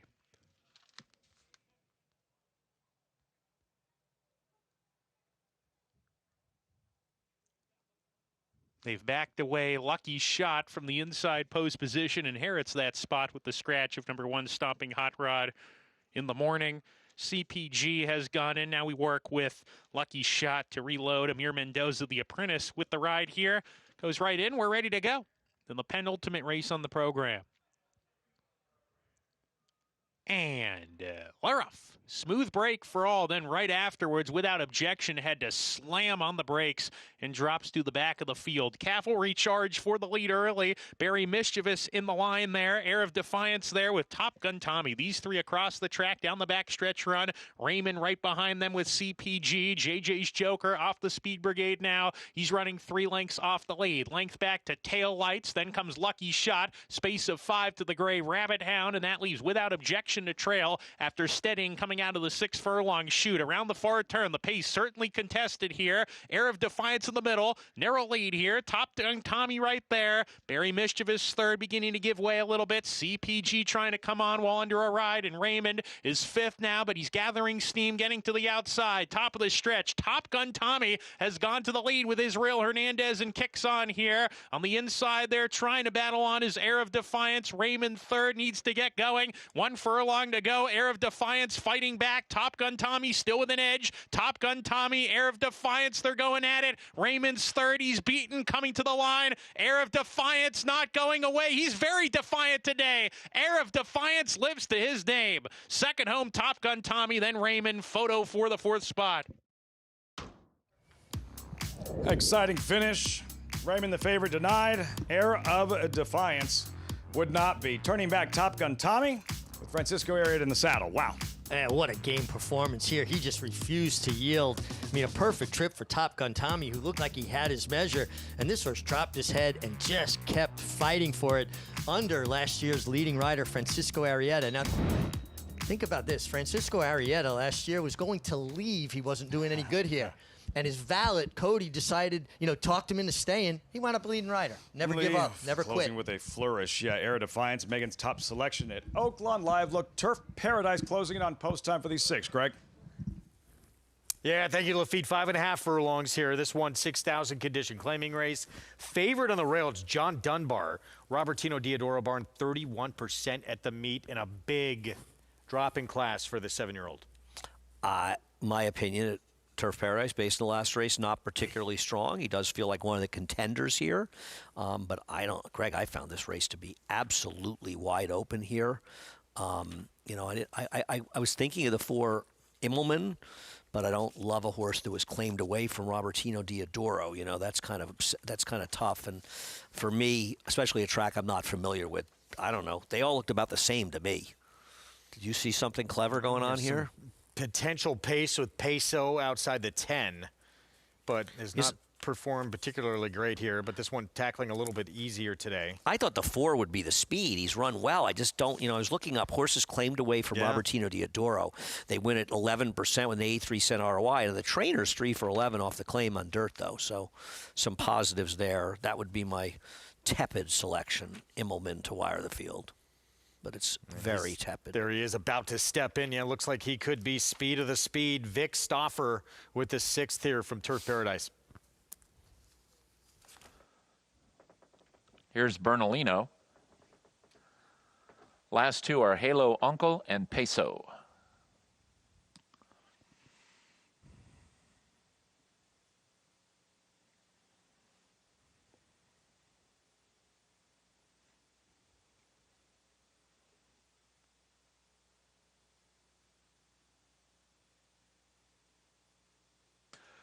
Halo Uncle is ready. Peso to the outside.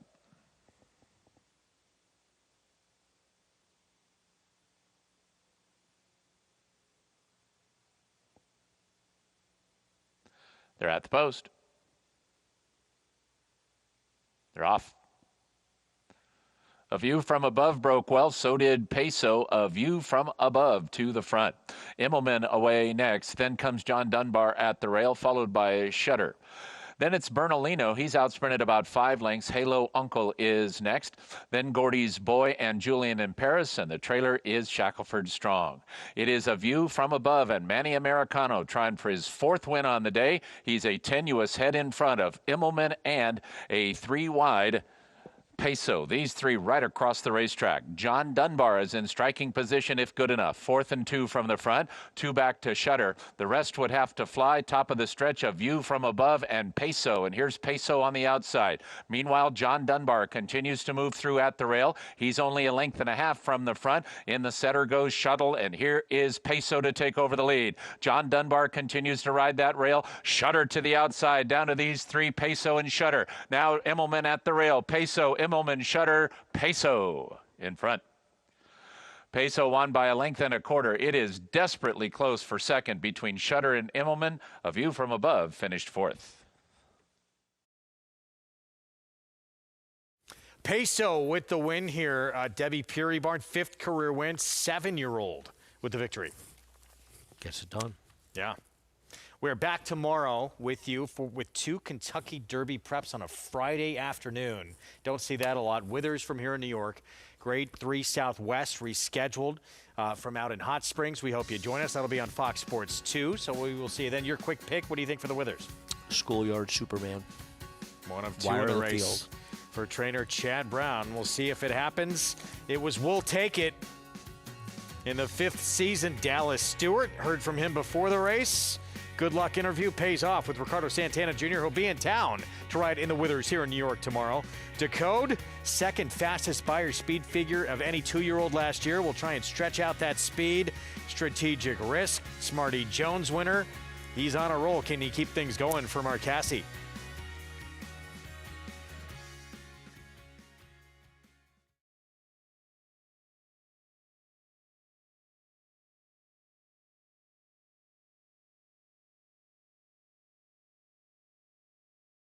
Flightline is in full flight. Flightline turns it on at the top of the stretch, and he's in cruise control. And Flightline takes off. take a good look at this because you're not going to see this too often, maybe never again.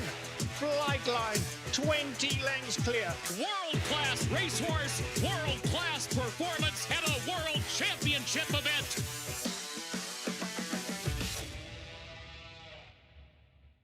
Get ready for a super weekend of stakes races with Naira Bets. Boost your bankroll with coast-to-coast bet and gets. Then win your share of $5,000 with Saturday's hit and split promos. Opt in, play, and win this weekend only on Naira Bets. Enhance your handicapping with AI Fast Facts, exclusively on Naira Bets. Open your Naira Bets app, click View Runner Details, and a stat-driven fact will appear for all U.S. thoroughbred racehorses. Download the Naira Bets app to start using Fast Facts today. New York breds. Race them. Respect them. Bet them. Respect them. Breed them. Respect them. Buy them. Respect them. Train them for a second career. Respect them. Join us in respecting thoroughbreds at every stage of life. Learn more at nybreds.com. Racetrack Television Network brings you every race, from every track, on every screen, every day. With monthly packages starting as low as $5, RTN gives you great value and access to more live HD streaming and race replays than anyone. Visit RTN.tv today to sign up and watch on almost any device, including Roku and Amazon Fire. RTN has packages that start at $5 per month.